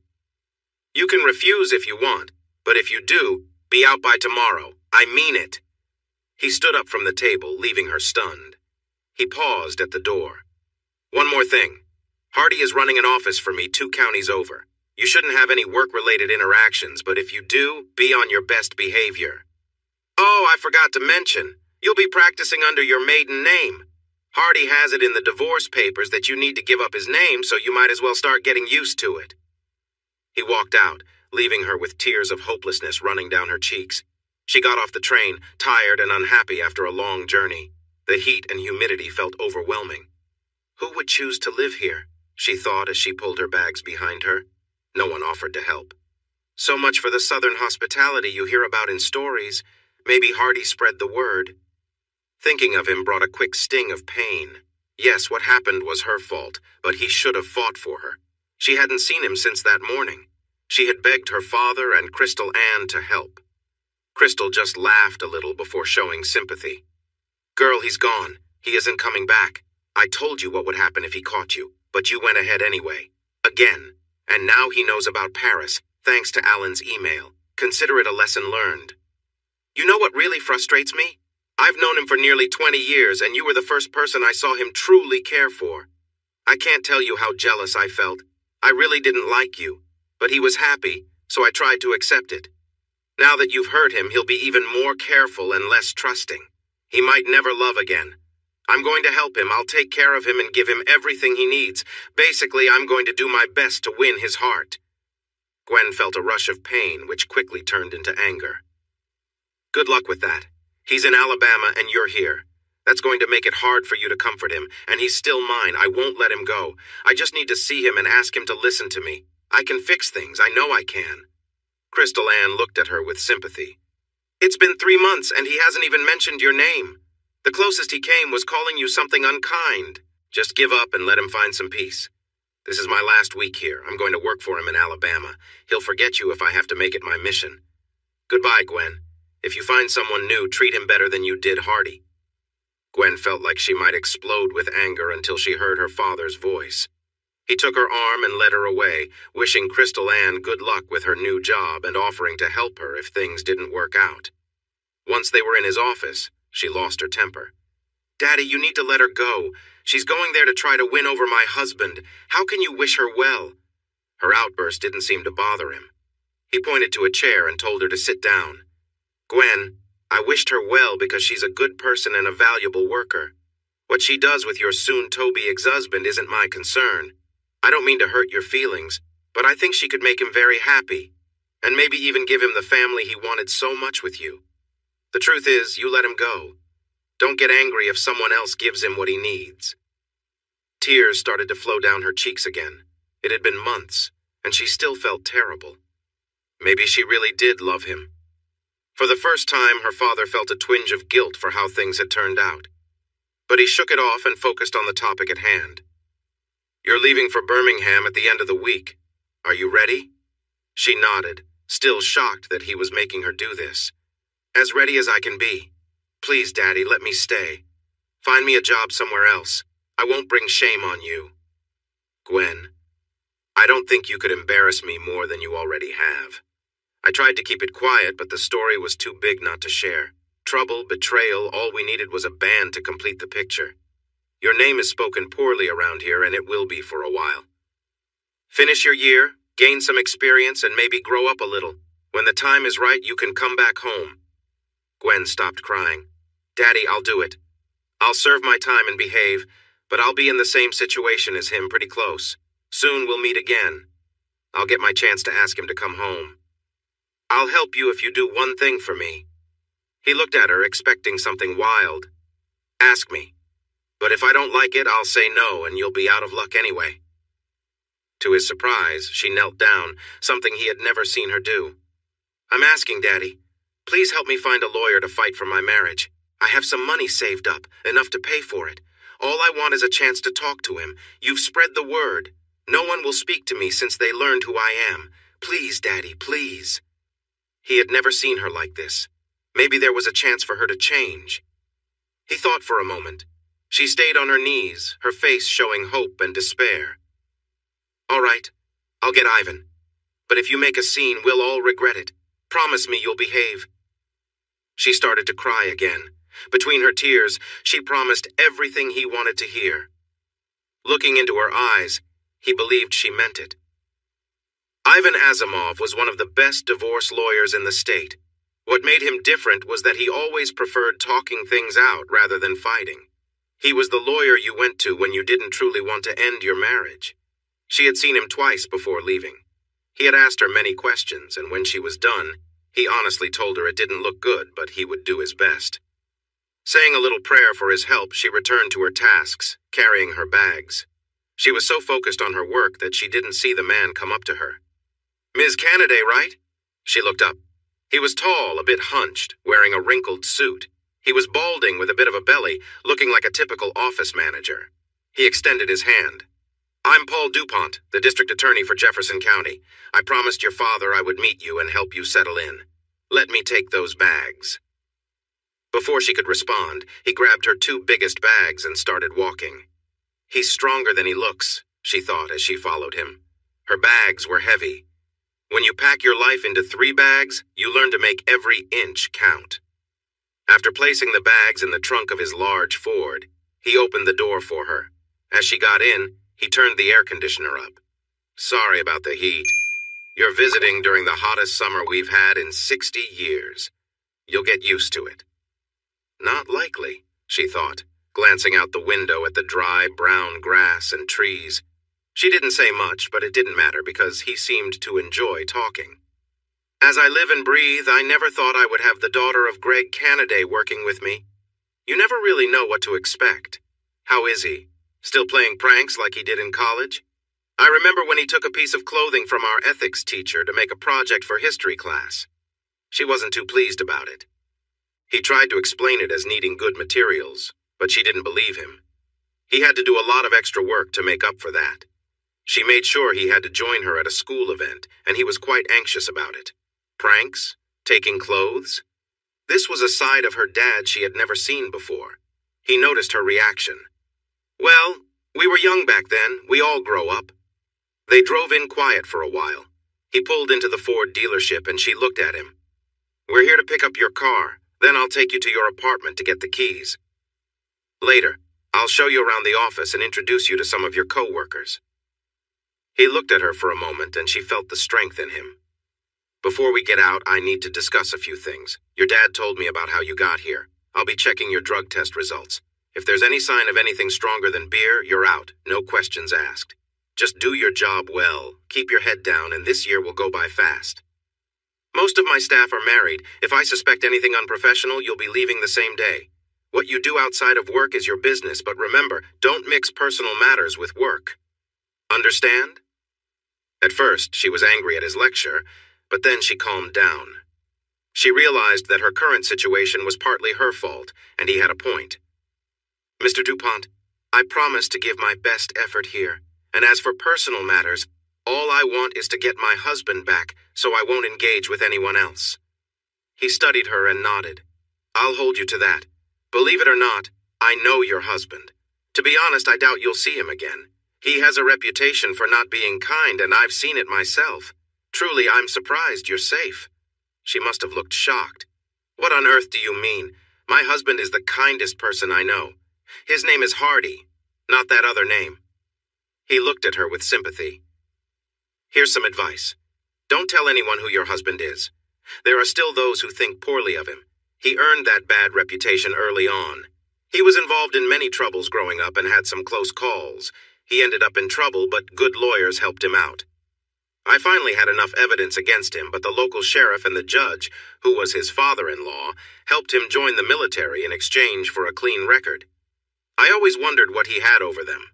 But he's back now, and I'm patient. Sooner or later he'll show his true self again, and I'll be ready for him. Just keep quiet about him. There are still many people who dislike him and even more who fear him. They might try to use you to their advantage." The car was quiet for a few moments. "I'm struggling to understand the man I know compared to what you've told me. He cares about people, especially children. I've never heard him be rude to anyone. Check the records when you can, but be careful. He ran a group of troublemakers called the Redneck Mafia. People were more afraid of him than they were of us. He was so feared that if he set fire to the back of someone's house and challenged them to come out, most would think it was safer to stay inside the burning house. I hope you're right, that he has really changed, but I'll hold off on my judgment until I learn more. Now let's get your car." After a few minutes of signing documents, she got her car. It was a shiny red Ford Focus. It was nice, but much smaller than her Lexus at home. The apartment was 2 bedrooms, small but brand new. It looked to be in a nice neighborhood. The offices were small and cluttered since space was limited. She was introduced around and left with Karen Thomas, a senior assistant district attorney. "This is it, dear. What you see is what you get. There's hardly any privacy and very little time for each case, so you need to think quickly. We share staff here. No one has a personal assistant, so you'll need to handle many tasks yourself. Most of the cases are straightforward. They did something wrong and were foolish enough to get caught. Most of the time, they settle and it doesn't go to trial. Paul and I take on the tougher cases. The economy is affecting everyone, increasing crime and reducing our resources. Don't worry. We'll start you off gently until you get used to things. After that, it's up to you. Here's my card. If you need help or just want to chat, call me after 6. I'll be happy to assist." She paused to make sure her words sank in. Once satisfied and finding them alone in her small office, she continued, "Paul and I are the only ones who know who you were married to. I know he warned you, and you're aware he holds some resentment. I didn't know about his past, but I faced him several times in court. If his instincts in court are as sharp outside of it, he could be very dangerous. People usually don't change, but in your case, he might have tried to hide his true self. Your actions may have peeled away some of his cover, revealing who he really is. Be careful if you find yourself near him. Things could go wrong." Gwen glanced at her friend's serious expression and realized she had no clue who she had married. Hardy leaned back in his office chair, looking out of the window. The thermometer read 103 degrees. It was another hot day. His time in Boston had made him softer, and he was struggling with the heat. He knew that over time, he would get used to it again. Still, he made sure to go for his runs early in the morning when it was cool. As he looked at the email on his screen, his frown deepened. He had left the military long ago. Why were they calling him back? The email was full of military jargon, but the main point was clear. He needed to see Major Stein, his old doctor, for a follow-up visit. It was just routine, or so they said, but it was mandatory. If he refused, someone from CID would come for him, with orders to take him in. He replied to confirm he would be at Fort Stewart, Georgia, the following week. He realized it might be good for him to talk to the major. The man probably understood more about him than anyone else. Since his breakup, he had been struggling, trying hard to control his anger with others. It wasn't fair to his clients, most of whom were fighting serious battles, and they needed him to be at his best. That night, as he got out of the shower, he looked at the scars across his chest, arms, legs, and back. Most came from his time in Iraq, but a few, including a bullet scar, happened before he left Alabama. There was only one scar he felt proud of, a small mark hidden beneath a tattoo of a snake, a copperhead, just as tough as a rattlesnake, but without a warning. No one outside his close friends understood its meaning. He had told Gwen it was a spur of Themament choice. When she suggested he remove it, he told her it was a reminder to think carefully before acting. In his office, Major Stein reviewed his notes on Hardy Wilkes. He didn't need to look too closely. He could remember every detail. Hardy had always caught his interest. He was above average in intelligence and size, and his good humor helped him make friends easily. But as Stein got to know him better, he realized he was dealing with someone unpredictable. Hardy had initially thrived in military life, enjoying the discipline it offered. The first signs of difficulty appeared in his 7th week of boot camp. The drill instructor shared the story, saying Hardy reacted strongly when someone insulted his mother. In the South, that was a big deal. "He caught me off guard, Major. He seemed like just another friendly Southern guy," the instructor explained. In every group of recruits, there's always one who believes they are smarter and tougher than everyone else. He was the one I needed to challenge to get the others to follow. At first, I looked past him, focusing on the troublemakers and the ones who spoke too loudly. But soon I noticed him. He never talked back or disobeyed, but there was a spark in his eye that said, "I'm doing this because I want to, not because you can make me." I decided to change that. I gave him all the tough jobs and made him work harder than anyone else. He did everything I asked with a silly smile as if he found it amusing. It was driving me mad. Then I did something I hadn't done in years. I set up a scene where I was being tough on him in front of the others. I teased him and asked if he was afraid of me. That smile was back. "No, sir. I respect you, but I don't fear you." I felt like I was losing my grip. I told him and the other recruits to meet for a special duty 1 hour after dinner, without their shirts. When he arrived, I was there with two other instructors, also without our shirts. "All right," I said. "There's no rank here, and no one will report this. If anyone thinks they can take me on, step forward." None did, so I began to tease a few others until I got to Wilkes. "Come on up. Let's see what someone unafraid can do." He just laughed. He actually laughed. Then he said that since there was no rank, he could call me a fool and walk away. Just like that, I had lost control. As he started to walk away, I yelled after him, "Leave, coward! I bet your mother would be proud of the weakling she raised." Finally, I got a reaction. He turned around, his eyes blazing. "My mother didn't raise me. She passed away when I was young. Didn't anyone teach you to respect the dead?" I knew I had hit a nerve. I started saying bad things about his mother. I wanted to say something about his father, too, but I figured he probably didn't know who he was.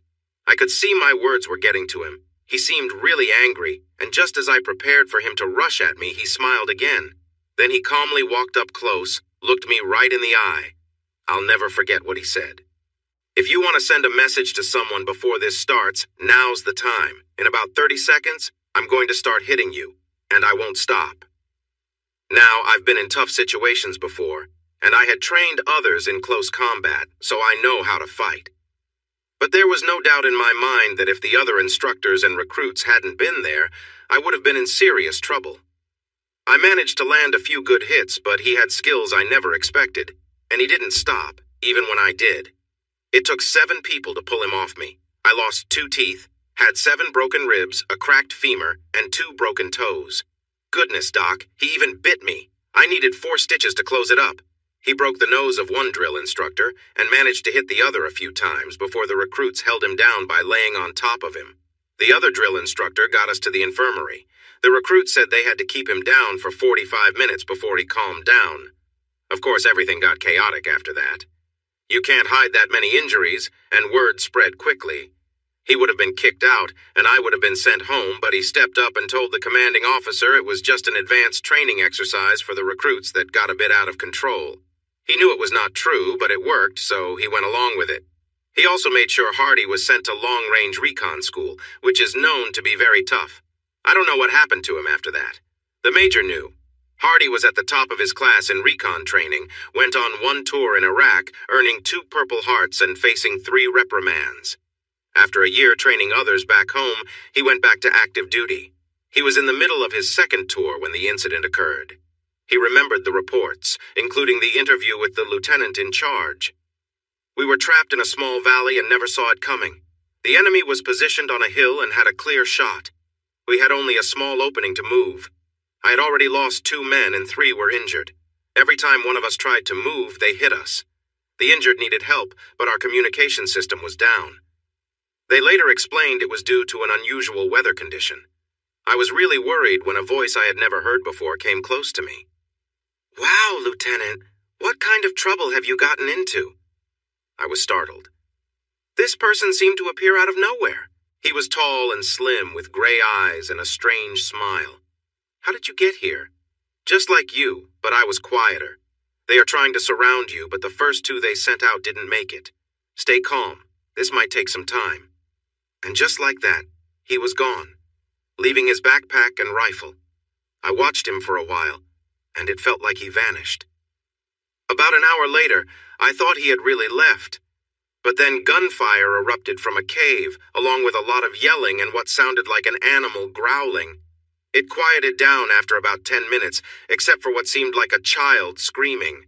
Our interpreter said it was a kid, crying that he was surrendering, pleading for help, asking for mercy. I decided to take a chance, and we rushed to the cave. There were 7 men inside, and 5 of them were dead.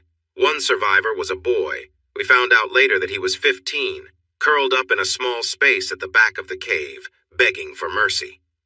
The other man still alive was Hardy. He had been shot 3 times, once through his right arm, breaking it. He had hurt his left leg when he fell into the cave.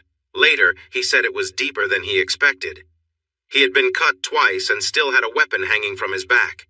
His sidearm had stopped working after he fired 4 shots.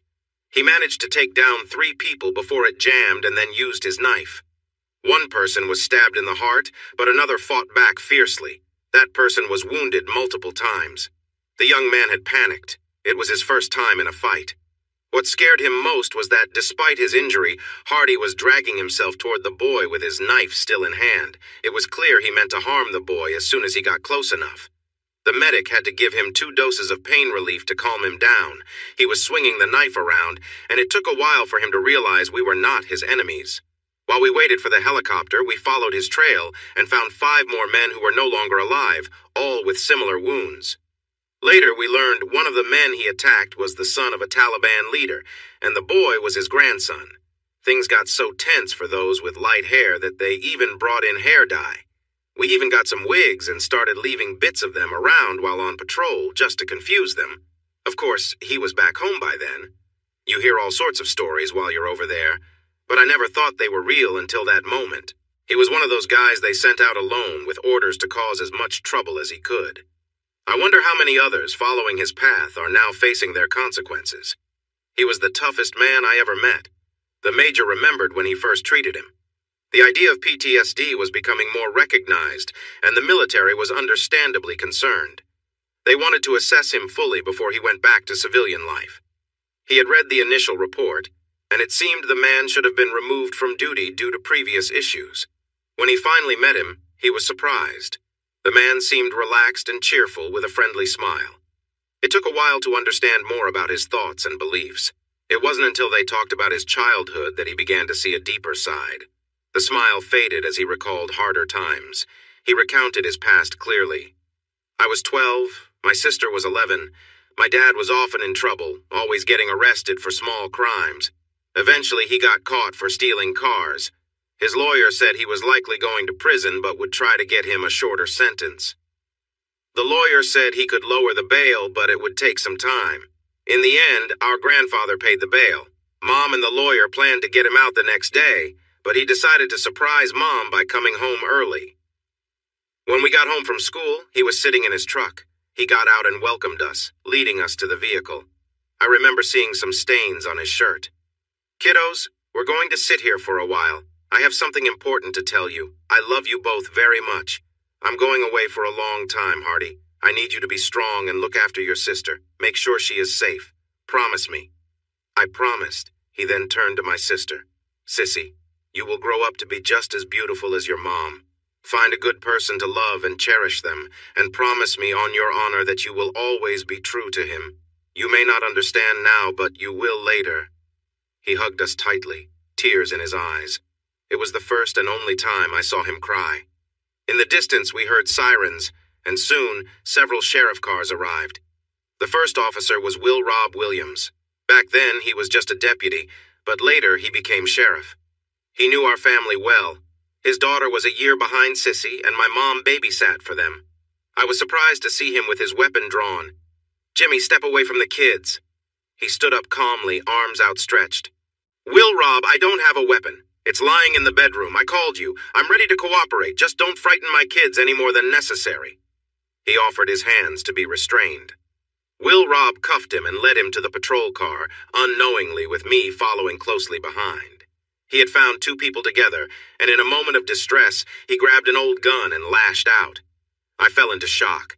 It took me a long time to recover. 2 years later, my dad lost his life in a prison incident while protecting someone. Honestly, I never moved past that. I got into some trouble, hung out with the wrong crowd, and ended up in a juvenile facility a couple of times. Eventually, I got caught for stealing cars. Will Rob and the judge gave me a chance to change my path, join the military, and have a clean start. I actually liked the military, but it's not something I see myself doing for a lifetime. If I'm still here, it's a good sign that others don't want that either. The major asked him why he targeted the boy when he clearly tried to surrender. When I dropped into the cave, he was the one operating the machine. He looked thrilled, as if it was the most exciting moment. One thing I learned long ago is to never let your guard down. If he hadn't panicked, I could be in a very different situation. I wasn't going to let him have another chance to hurt someone. He spoke calmly, as if it were just a rational thought. He was correct. He might never be fit for a long-term role. His unpredictability made him an interesting candidate for some, but the major wanted to steer him in a better direction. He was surprised to learn that Hardy had taken every chance to learn and only needed one more semester to finish his business degree. Hardy would be in rehab for at least another year, so the major wanted to encourage him to continue his studies. Although he never pictured Hardy as a lawyer, he had the right qualities. He was smart, had strong instincts, and was good at reading people. He could think quickly in tricky situations. By the time Hardy finished his physical and mental recovery, the major believed he could manage his feelings and become a responsible member of society. Still, he decided to keep a close eye on him. In the end, he diagnosed Hardy with PTSD. Only he knew it stemmed from an event that happened when Hardy was just 12 years old. Now it seemed that Hardy might be struggling again. If he didn't give a solid report after his interview, the major wasn't sure what would happen next. Gwen felt unhappy with her life. Working day to day with difficult people took away her joy. Getting used to the job took time. Her first case involved a car theft. It was straightforward. The man was caught in the car, and the tool he used to break in had his fingerprints all over it. He insisted he had borrowed it from a friend, but he couldn't provide a name or address. The young man claimed he hadn't been in the car at all. Gwen was shocked. The public defender, aware of her inexperience, tried to negotiate for him to get probation. While she was new to court cases, she was familiar with striking deals, which turned out to be a big part of her job. Karen was observing, and she wanted to impress. She leaned back and watched them squirm. "This is ridiculous," she shouted. "Your client is on video being pulled from the car, yelling and causing a scene. He had illegal substances in his pocket and was over the legal limit for alcohol. His past record is extensive. I'm new here and I would love the chance to go to trial to improve my skills. I have to offer you a deal, but I hope you won't accept it. Something about your client bothers me. Here's the offer. Plead guilty to the car theft and I'll overlook the drugs and alcohol. I'll also push for rehab. You have until I come back to decide. If you refuse, I'll pursue all charges and the penalty will be much harsher. With his history, it will take a long time before he can steal again." As she left, she saw Karen and the defendant looking stunned. She really needed a break, and when she returned, Karen was smiling. "They took the deal before you even had time to breathe. The public defender will probably tell his office about the tough new assistant district attorney. I think you'll do well here, but be warned, not every case will be this simple." Things were indeed challenging. The workload was heavy. She began bringing her work home since she had little else to occupy her time. This caught the attention of her boss, Paul, who called her into his office. "Listen, I'm impressed. You have what it takes to be a great trial lawyer, but you need to have some fun too. Remember, all work and no play isn't good for you. Go out, have a drink or two, chat with people, and maybe enjoy some light banter. I've heard whispers about the Ice Queen from the north. You'd be surprised how many guys want to get to know you better." Before she could respond, he switched topics. "How's the divorce going? I see you still wear your ring, which is probably keeping others at bay. But once word gets out that you're going through a divorce, people might come after you." She sighed. Ivan had been very persistent, insisting on mandatory counseling, but so far she had managed to avoid it. Strangely, Hardy's lawyer didn't seem eager to move things along. It had been 6 months since her marriage ended, and she still hadn't seen or spoken to him. "I'm not sure how it's going. Nothing seems to happen. I can't talk to him, and he won't talk to me. I'm beginning to lose hope." She couldn't believe she still cried over Ivan.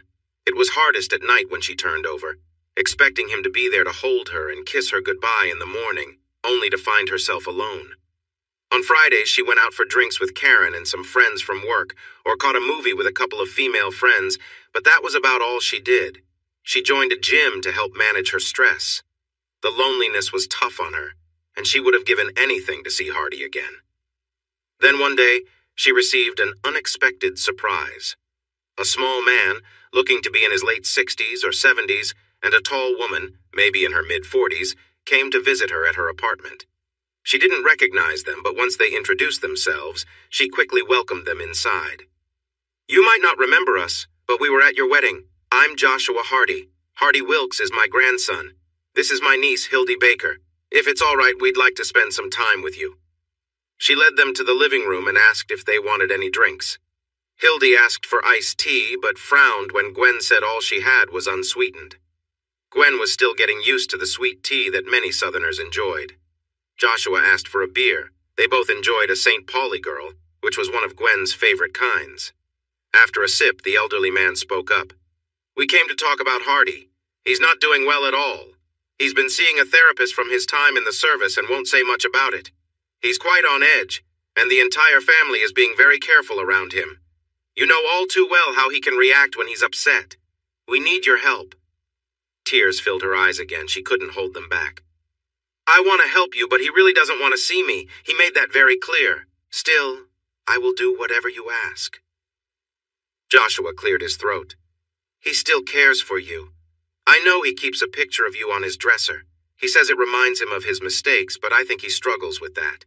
He feels very ashamed of what happened when he found you with that man, not just for getting angry, but for what he did afterward." Gwen felt a strong urge to touch her chest. It hurt a lot to remove the glue, and some skin came off with it. Alan had it worse. He injured himself in a very sensitive spot. He was in so much pain that he needed medicine to help him heal. What she didn't know was that it took him a long time to feel normal again. It was tough for me, too. If he wanted to teach me a lesson about cheating, it worked. What he doesn't know is that I was drugged, and what happened to me wasn't okay. I even remember trying to push him away. Hildy looked more interested after hearing this. "If that's true, it could help your case. Do you have proof?" "I can get the test results from the hospital. Would that be useful?" She frowned. "It could be. But Hardy said you had seen that man before in Paris. Is that true?" Gwen felt embarrassed, and it was hard to find the right words. "I'm sorry to say that it is. There were drugs, but I took them willingly. It was a foolish choice, and I can't explain why I did it." Joshua spoke with sadness. "That might be a big problem. If it had only happened once and you had been drugged, he might understand. But twice, I doubt he will." He then shared more about Hardy's past and why cheating upset him so much. Gwen felt chills as she listened. "It's worse than you think. Did you know he has a sister? He hasn't spoken to her in 10 years. Why? Because he cut her off from the family. She married a good man, but 2 years later she cheated and Hardy found out. He really hurt her and her lover. Then he took his anger out on her husband, who had no idea. They managed to work things out a few months later, but moved away because they were scared of him. She has 3 kids now, but they are afraid to visit. Her lover vanished without a trace, leaving everything behind. There's a pond out in the woods that no one dares to fish in." Gwen felt overwhelmed. Could it be true that she was married to someone like that? Why did she still love him so much and want him back? "Please, Mr. Hardy, how can I help? I will do anything." "Well, if you are ready, the first thing we need to do is get you to meet him in person. The family reunion is always on the second Saturday in September. That is 3 weeks from now. He never misses one. I have always wondered why you didn't come.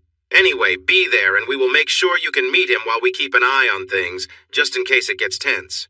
Are you willing?" She nodded, unable to speak. "Great. Come this Sunday for dinner. That's lunch for you folks up north. I want to chat with you more. Give Hildy your number, and she will give you directions. Thanks for your time." As they got ready to leave, she surprised everyone by kissing his cheek and hugging Hildy. Feeling shy, she stepped back, but he patted her cheek and Hildy smiled. "See you Sunday. Get there before noon."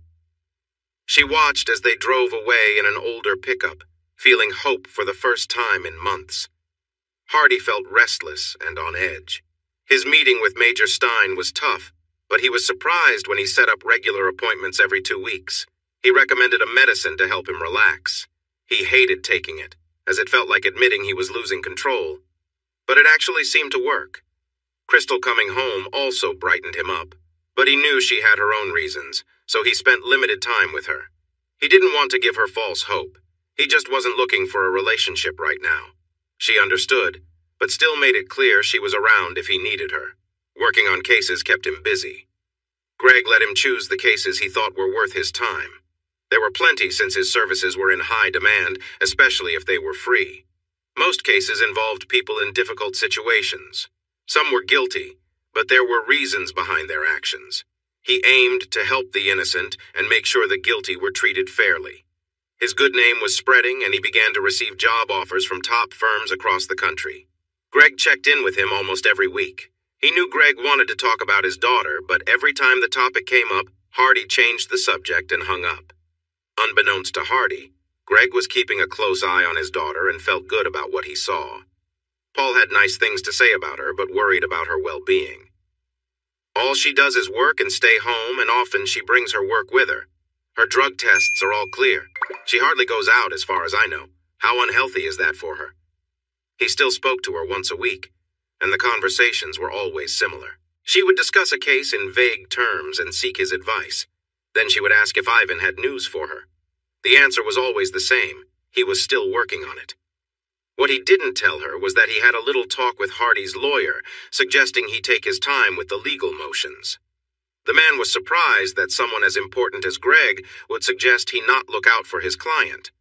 However, they were old friends, and Greg, along with Ivan, convinced him that perhaps divorce was not the best choice for anyone involved. So, everything slowed down. The only good thing for Hardy was reconnecting with his family, mostly cousins from his mother's side. His dad had one brother who died in Vietnam and one sister who passed away in a car accident many years ago. He and his sister were the only ones left to inherit their grandfather's farm. He had a special bond with Aunt Hildy. She was like the mother he never had. Every Sunday, he shared dinner with his grandfather and any cousins who could make it. Even though they were connected only through his daughter-in-law, they treated Joshua like a grandparent, perhaps because he was a kind man, or because their own grandparents were no longer around. Family meant a lot to them. He often thought that his family operated like a matriarchal society. They respected his grandfather, but Aunt Hildy was the one who settled disputes and gave advice to the younger ones. No one dared to challenge her. Luckily, she had a natural wisdom and a lot of common sense. This was common throughout the South. When you saw someone, the first thing they often asked was, "How's your mama and them?" This showed what they valued. Typically, everyone brought a dish to share, and there was always enough fried chicken, pork chops, hamburgers, or steaks for all. If there wasn't enough, they cooked more. This was the highlight of his week, so he was very disappointed to be traveling and miss dinner this time. Gwen was unsure of what to expect, so she appreciated Aunt Hildy's advice. Not being a great cook, she arrived at 9 with 2 cases of St. Pauli beer, ready to help Hildy. Joshua was happy to see the beer and quickly cooled it while Hildy warned him not to touch it before dinner. By 10 o'clock, people began to arrive. Gwen had perfected her tea-making skills and had several gallons ready to chill. She struggled to keep track of all the introductions. "Don't worry, dear, you'll get the hang of it. For now, just smile and be polite. They'll warm up to you soon." What surprised her the most was when the teens and younger guests called her Aunt Gwen. Hildy explained this to her. "Be proud. When they call an older woman aunt, even if you're not related, it's a sign of respect and acceptance. They all know who you are now, though many will be too polite to mention it. Now help me with the burgers and hot dogs."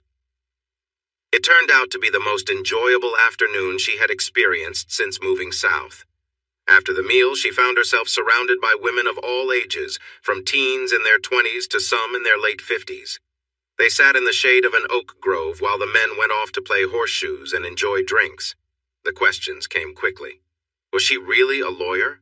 What was Boston like? Did she like it here? The questions felt endless until one of them asked about Uncle Hardy. What was he like?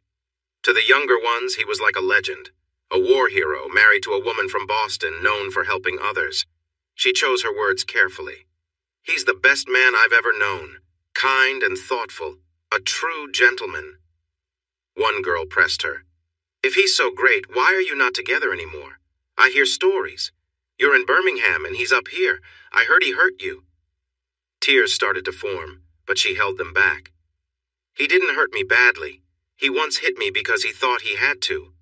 We're not together now because I made a mistake, and he lost trust in me. I'm trying to make things right. Hildy had been listening closely. Melissa Sue, watch what you say. Aunt Gwen needs support right now. Melissa Sue quickly apologized and hugged her. That gesture opened the floodgates, and tears streamed down her face. The other girls joined in, hugging her one after another. For the first time, she felt free to grieve openly, and it took a while for the tears to stop. Later, while she helped clean up, Hildy offered her encouragement. "You made some friends today. You were honest, and you took responsibility. They respect that. Just be yourself and they will come around. Now, take some leftovers home. I'll get the containers." Hildy hugged her, and Joshua surprised everyone by kissing her cheek. That simple act made her feel accepted by the group. As she drove away, she thought about all the formal events she had attended over the years. None compared to sitting at a picnic table with people who saw her as family, not just for her status or wealth, but simply as Aunt Gwen. The mood was serious at work that Monday, but for the first time in a long while, she felt hopeful. As she got ready for the day, Paul called her into his office. Karen was there, and she felt a sense of dread. Paul seemed uneasy, rambling on. She decided to interrupt. "What's happening, Paul?" He sighed and replied, "Let me explain. We have some problems. For some reason, we're caught in a drug route. They bring it in through the swamps and bayous of Louisiana and along the coast of Mississippi. Then it's a straight route north. You know how many highways cross right in town? We've made some arrests and seized a good amount, but it's not nearly enough. There's been more local activity lately, and we believe the cartel has decided to settle in. Local dealers are feeling the pressure, and conflicts are starting to happen. It's becoming chaotic." On Saturday, we caught a break. A county deputy pulled over a car that was swerving. The driver was high and had enough drugs in his car to face serious charges. The driver is Raul Escobar, the nephew of the cartel leader, Don Vincente. They have a history in Mexico of dealing harshly with law enforcement. Rumors are already spreading. This could get serious. It might not go to trial for a few months, but for now, he's in jail without bail because he's not a citizen and is a big flight risk. I want you to handle the case. You have no family here, so there's little chance of threats against you. Will you take it?" She paused for a moment, thinking. "So I'm the one they are putting on the line. I'll be gone in a few months, and no one here will be affected but you and the deputy. Playing it safe, right?" He looked a bit ashamed. "Basically, that's the situation. They have nothing to use against you. If they look into your past, I doubt they would be foolish enough to threaten your father. They wouldn't find anything on your husband either. We will keep an eye on you. Think you can do it?" She smiled. "Let me see the file." Hardy wasn't in a great mood. His cousin and close friend had just visited, and the news wasn't good. They hugged and caught up on each other's lives. Harry was married with 2 sons. His wife was plain, but the love he had for her made her beautiful in his eyes. Harry had been Hardy's right-hand man during his younger, wilder days. He wasn't much of a planner, but was excellent at getting things done. He was loyal, dependable, and not afraid to speak up. They made a good team. When Hardy joined the military, another cousin, Roy, took over his position. Roy didn't have Hardy's style, but he was effective. Harry was facing a problem. Roy had been watching the armored car that serviced the local Walmart. His sources said it contained a lot of money, making it appealing. He had a plan and wanted Harry to be part of it. As he began to explain, Hardy interrupted him. "Wait a minute. I'm now an officer of the court. Don't tell me anything illegal. I have to report it," Hardy said. Harry's face fell a little at that. "But if you want to discuss a made-up situation and need my thoughts as a lawyer, I'd be happy to share." "Thanks, Hardy. I run a body shop and do well enough to support my family. I'm getting a bit old for risky plans like Roy's. If this were a real situation and these were the steps, do you think it would work?" Hardy considered the idea. "Anyone trying this would face at least 7 years in federal prison. It's like robbing a bank. This plan won't succeed. It takes too long. Those places have GPS, cameras, and alarms, plus they're much tougher now.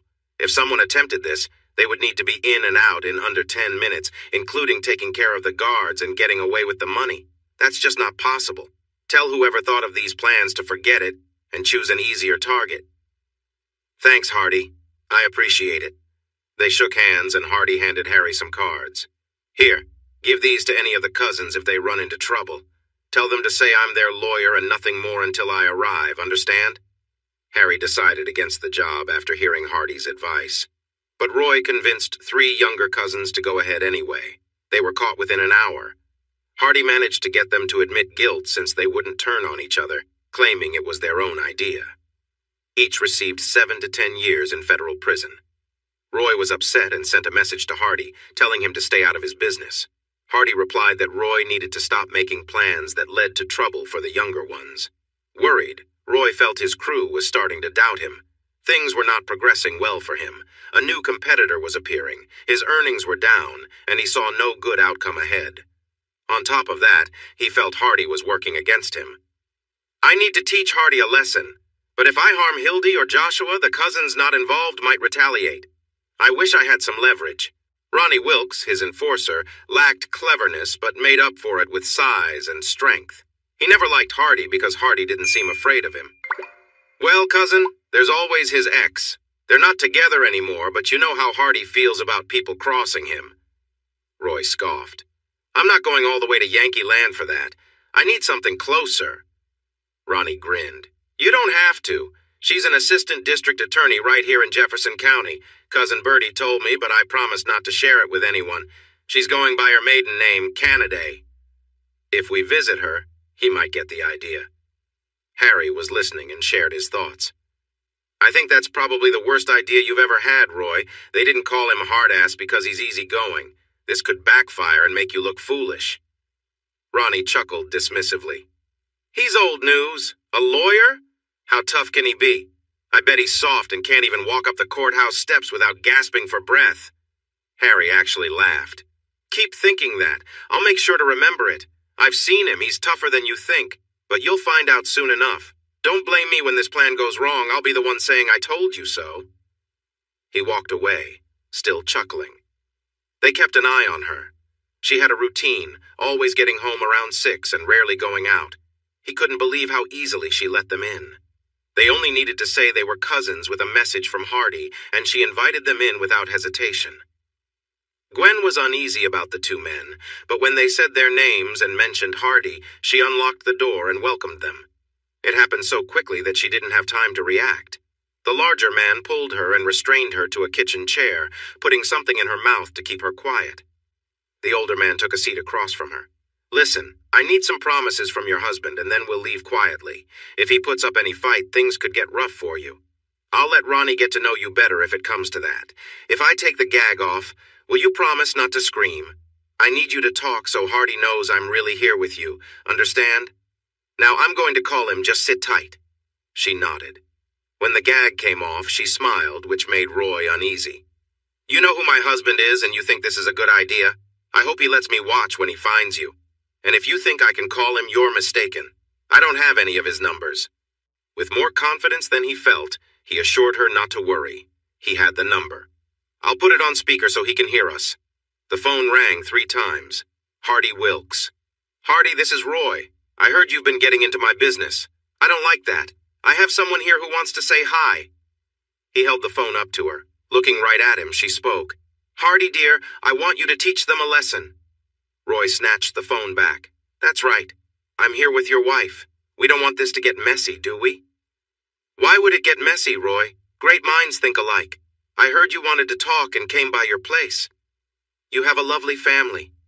It was the first time she had seen a man look so pale. Now, Hardy, don't.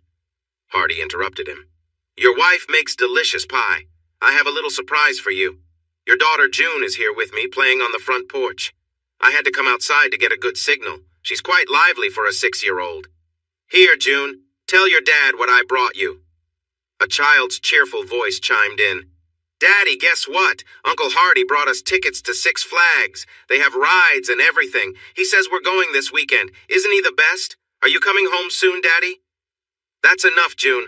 Let me talk to your dad. Can you ask your mom for another piece of that pecan pie? You could hear the little girl hurry off, calling for her mother. Roy spoke up, his voice shaky. Now, Hardy, let's keep this under control.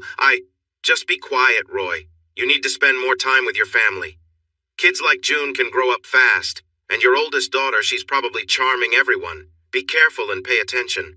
Beautiful girls can find themselves in tricky situations. Do you understand what I'm saying, Roy? Roy looked stunned, struggling to find his words. Gwen couldn't hold back. I think he understands you well enough. Good.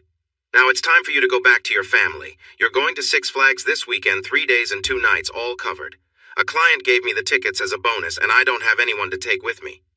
I'll call June on Monday. If she doesn't say she had a great time, I'll be very upset. Trust me, you don't want to see me upset. And Roy, I know your work isn't my concern, and I'm not in that business anymore. But listen, my matters are mine, so don't interfere, okay? Until I get the divorce papers, she's still part of my life. If Ronnie is around, tell him if she mentions anything he did, he'll have a lot to worry about from me. There's nowhere he can hide or anyone to protect him. Got it? Finally, Roy found his voice again. Whatever you want, Hardy, you have it. I'm sorry we had this misunderstanding. If you need anything, just ask. Please, Hardy, leave my family alone. He sounded close to tears. Well, Roy, I'm glad we talked this out. Just remember, if June isn't happy this weekend, I'll come looking for you. And I'll take the rest of this pie home with me, if I can persuade your wife. Give your family a hug for me when you get home. You don't realize how lucky you are. Then the call ended. They were very careful as they helped her to sit comfortably. Please tell him we didn't mean any harm and that we didn't hurt you, please, she laughed. You guys are something else. If he had hesitated even a little, I'm sure my evening would have gone very badly. I'm going to tell him you pushed me around and that Ronnie let his hands stray. Tell me which place to send flowers for your service and then get out of my house.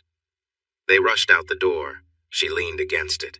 So much for the redneck group that Hardy formed before going off to the military.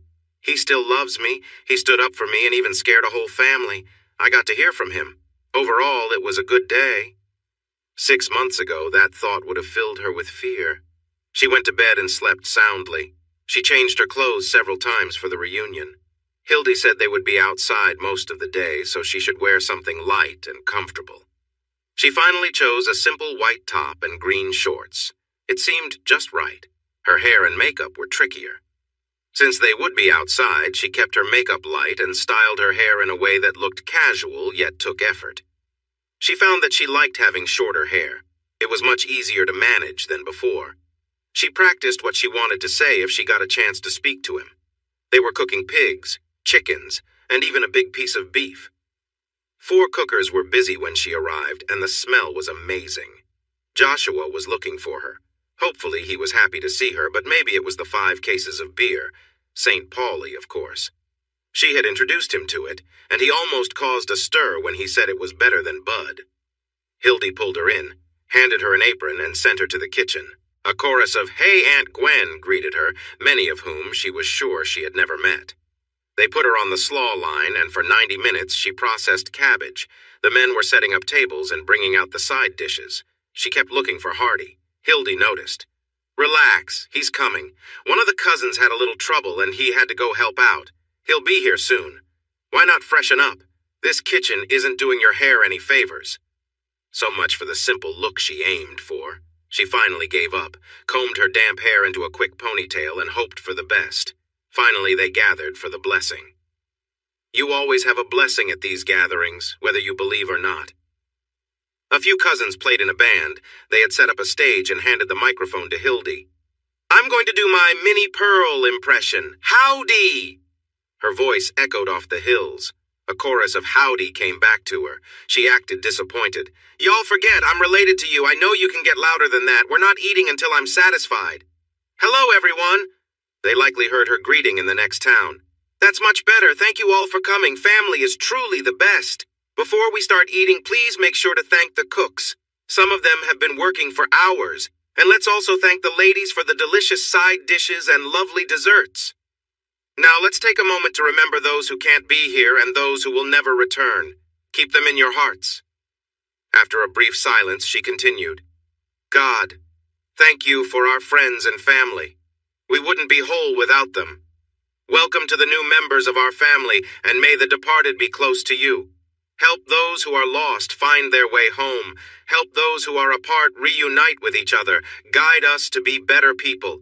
Bless this food and everyone here. Amen. A loud amen followed, and everyone rushed to the tables. Gwen stood, moved by the blessing, and then quietly said a prayer of her own, the most sincere one she had ever offered. Hildy gave her a hug. Come on, girl, before it's all gone. Gwen wasn't sure what she was eating. There was burgoo, which had mutton in it, brought by a cousin from Tennessee. Another dish, Brunswick stew from South Carolina was tasty once you looked past its unusual appearance. There were countless homemade barbecue sauces from sweet to spicy. There were green beans, butter beans, black-eyed peas, lima beans, corn of all kinds, and a variety of greens. Sweet potato dishes lined the table too, along with potato salad, fried potatoes, hash browns, and many more veggies. She saw fried squash, okra, onions, tomatoes, and cucumbers. Pickles of every kind were available, as well as dishes filled with mystery ingredients. Gwen hoped the tables would hold up under all the food, and the desserts were incredible. There was carrot cake, chocolate cake, coconut cake, and many types of pies. She felt her waistline expand just by looking at all of it. Still, health concerns didn't stop anyone from enjoying the feast, so she took a plate and filled it up. They knew she was new to many of the dishes and made a show of introducing her to them. They encouraged her to try Cousin Fred's fried chicken and Aunt Zelda's carrot salad. The teasing grew as they warmed up to her. "Try this sauce, don't shy away. It's spicy, but drink some beer, it will help. Don't hurt her feelings, she should try it." Hildy jumped in to rescue her. "Calm down, or she'll be known as the girl who ate everything. She'll be here a while and can try more later. Let's not overwhelm her." Taking her hand, Hildy led her inside. "Hardy just called. He got caught up. He'll be here in about an hour.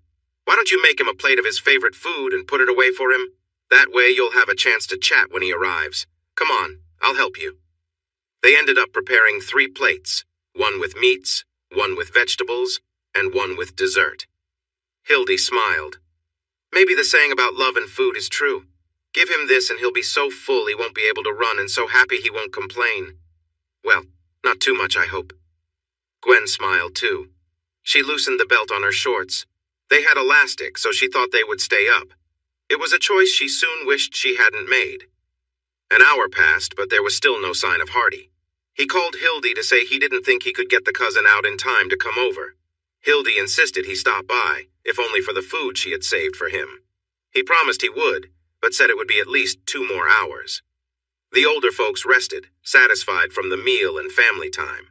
The younger ones tidied up a little before settling down to relax. The kids were lively, full of energy. Gwen and Hildy walked around, chatting with everyone. Gwen felt like she was campaigning for office, shaking hands and chatting, but she didn't mind. At some point, Hildy wandered off, and Gwen found herself walking with one of the cousins who was about her age. They joined a group near the creek and learned about the family's special drink, ginger fizz. It was a mix of homemade corn liquor and a local ginger ale that had a strong kick. It was definitely not for the faint of heart. Gwen tried a sip and it felt like her mouth was on fire. She turned pale and then bright red. When she started gasping for breath, the group erupted with laughter. "Don't worry, Aunt Gwen, it'll get better in a moment. Don't be upset with us. Everyone new to the family gets surprised like this. Here, try this, it's what it's supposed to taste like." She eyed the drink closely. It was made with the same base, but included slices of lemon, orange, and lime, plus a few cherries. She took a sip and enjoyed the flavor. She ended up finishing 3 drinks in an hour, unaware that they still contained a fair amount of liquor, and soon she was feeling quite warm. She went to the bathroom, chatted with Aunt Hildy, and learned that Hardy should arrive soon. She made her way back to the group by the creek, stopping to talk with friends along the way. Overall, she felt very happy. Seeing Hardy would make her wonderful day even better. The band started playing, mixing country tunes with classic rock. They sounded pretty good. The sun was setting, casting a warm, golden light over everything. Then, everything changed. Crystal Ann was at a table with her new friends, chatting with a tall guy in a cap. She was laughing and playing with her hair. Seeing her was the last thing Gwen wanted. With her long red hair shining in the sun and wearing a white top and tiny shorts, she caught everyone's attention. At least she didn't have to deal with Hardy. Then everything changed.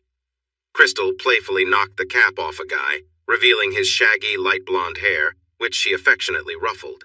When she reached the table, the man turned, and she suddenly found herself looking right into Hardy's eyes. His hair was longer, and he had a short beard, but those cool gray eyes felt piercing. In that moment, she lost control. All her plans, all her dreams, and he was with her. She couldn't even remember how it all started. "Get your hands off my husband!" she shouted. In a rush of anger, Gwen grabbed Crystal's hair and pulled it backward. Crystal stumbled into her, throwing them both off balance and sending them into the creek. Joshua had dug out a little pool with a backhoe, meant for the younger kids in the summer. It was about waist deep at the deepest point. Gwen held on to Crystal's hair as they splashed into the cold water. Even though it was early September, the water was freezing. Crystal was struggling to get back on her feet. Gwen pulled her head under again, and as she gasped for air, she accidentally tore off Crystal's top. A crowd had gathered by now, and Gwen saw her chance to escape while Crystal crouched in the water trying to cover herself. Laughing, she climbed up the bank, twirling her top. Suddenly, Crystal surged out of the water, and some people later said she was yelling a storm. She grabbed Gwen by the waistband of her shorts, and because the belt was loose, the shorts slipped down, leaving her embarrassed. She had hoped to impress Hardy, always thinking he liked that style. Gwen slipped back into the water as Crystal gave her a strong slap. In return, Gwen scratched her neck, causing a small cut. They were both splashing around in the water. Somehow Gwen's top was half gone. She could hear the crowd cheering, but she couldn't care less. She was determined to stand her ground. Then a loud voice interrupted. "Stop this instant! Both of you should be ashamed!" To emphasize her point, Hildy grabbed a cooler and poured its contents over them, shocking them into silence. Hildy had clearly had enough. She looked at two of the bigger cousins. "Shirts off! Quickly!" They handed over their t-shirts. She tossed them to the girls. "Put these on and get to the house right now, or else I'm going to show everyone what a real confrontation looks like. Now!" The girls hurriedly put on the shirts and rushed toward the house, holding them down. Hildy followed closely behind. Joshua was waiting for them and ushered them inside. Soon, Hildy was pacing in front of them. "I hope you're proud. This will be a reunion everyone will remember for a long time." "What a way for two ladies to behave." It felt like they were children. Crystal Ann said, "She started it." Gwen replied, "No, you started it by being close to my husband. If I see you near him again, you won't like what I do." "Well, you let him go when you couldn't stay faithful. At least I would be loyal to him." That hurt Gwen more than she wanted to admit. "You should know he is still mine until the divorce is final. I want to stop the divorce so we can be together again. Just wait." Crystal smirked. "Sure, that will happen soon. Right after I get my ice cream stand in hell." "Enough! Crystal, go with Joshua. He will show you to my room. You can find some clothes to wear home. They might be a bit big, but they will have to do." Once Crystal left the room, Hildy looked at Gwen with sympathy. "Well, if you wanted to make a statement, you did." Gwen felt tears again. "Is he still here?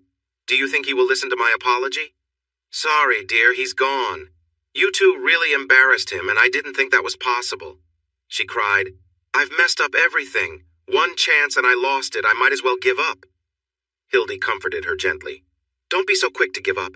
You actually stood up for him, and he will appreciate that. This situation might even work in your favor." Gwen hugged Hildy for a moment, then pulled back.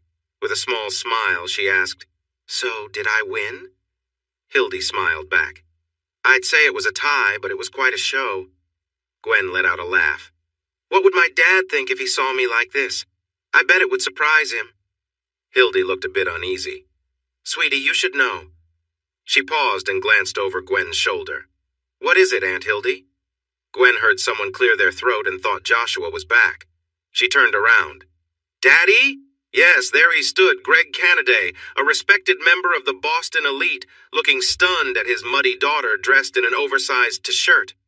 "What are you doing here?" "I was invited. Someone named Hildy told me how well you were doing and how much you missed me. So I thought I would come by, enjoy some southern food and hospitality." "Dad, it's not what it looks like. How do you know what it looks like?" "It looks like my daughter got into a fight with one of my employees. A real disagreement over a man. It really wasn't that bad. Not that bad? You two were rolling around in mud and water in front of at least 100 people. It looked like something from TV. Dad, I'm really sorry." "Sorry? Is that how a good member of Boston society acts? Oh, come on." He burst out laughing, shaking with joy. Hildy came back into the room, smiling at first, but soon she was laughing with him. "Wow, I send you down here and you really let loose. Your grandmother would be proud." She was very confused. "What does my grandmother have to do with this?" "Your grandmother is from Jefferson County. You have some Alabama roots. Virginia Howe from the Birmingham House. Your grandfather worked in our office and fell in love with her. Her parents were not happy. A Yankee! How could she? But they loved each other until he died 27 years later. She was never the same after that. That's where your trust fund comes from, old money. She would definitely be proud of you today. But why would she be proud? I embarrassed myself and pushed Hardy further away. I just made things worse. Maybe not, Hildy said.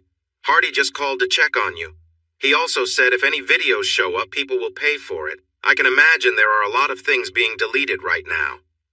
Gwen's hand flew to her mouth. Her shining moment could be out there forever. It just couldn't get any more complicated. Wrong, wrong, wrong. Her dad spent 4 days with her, watching her at court, taking her to meals. He spent some time with his old friend Paul, talking about things they wouldn't share with anyone else. He had to admit she had grown up a bit. It was really nice to see. The only problem between them was Hardy. He couldn't understand why she wanted him back. To him, she had hurt Hardy twice, no matter what happened. Look at it this way, sweetie. Have you ever heard that story about the woman and the snake? She shook her head. In the story, a woman finds a cold snake that has fallen from a wall. The snake begs her to take him in so he can survive. He talks beautifully, and she believes he is charming, so she picks him up and brings him home. She warms him up by the fire and cares for him. Eventually, summer comes, and the snake no longer needs her. One day, while she holds him, he bites her neck. As she lies there hurt, she asks, "Why? I helped you. Why would you bite me?" The snake just looks at her and slithers away. You knew he was trouble before you helped him. He paused. Do you get it? You knew Alan was trouble, but you still spent time with him in Paris. You still let him into your life while trying to get Hardy back. What happened to you was unfair, but you knew what he was like before you welcomed him in. So please, take some responsibility. And that's exactly how Hardy sees it. You let someone untrustworthy into your life, knowing what he could be like. She sighed. Am I going to get him back? He didn't want to tell her, but she needed to hear the truth. I don't think so. You hurt him deeply. It's true that you didn't know his past and how he would react, but you still betrayed him. Be honest with yourself. How did you treat him before everything fell apart? I always respected him, she replied, trying to defend herself. But you took him for granted. I think you believed his love for you would help you get through anything. Even with betrayal? No! You know I didn't intend for that to happen, and I never wanted him to find out. Regardless, it happened, and he discovered the truth. Deep down, you might have thought that if he found out, you could convince him to forgive you. She couldn't meet his gaze. That said everything he needed to know. He sighed. There's more news. Hardy is tired of dragging this divorce on. He's told his lawyer that unless things start moving, he will find someone new. Ivan is trying his best, but he can't delay for much longer. She felt weak. It was finally coming to an end. She just looked down and cried. Greg left the next day and stopped by to see Hardy on his way out. How are you? Hardy answered with a grunt. Doing as well as I can. Lots of cases to go through. A lot of people needing help.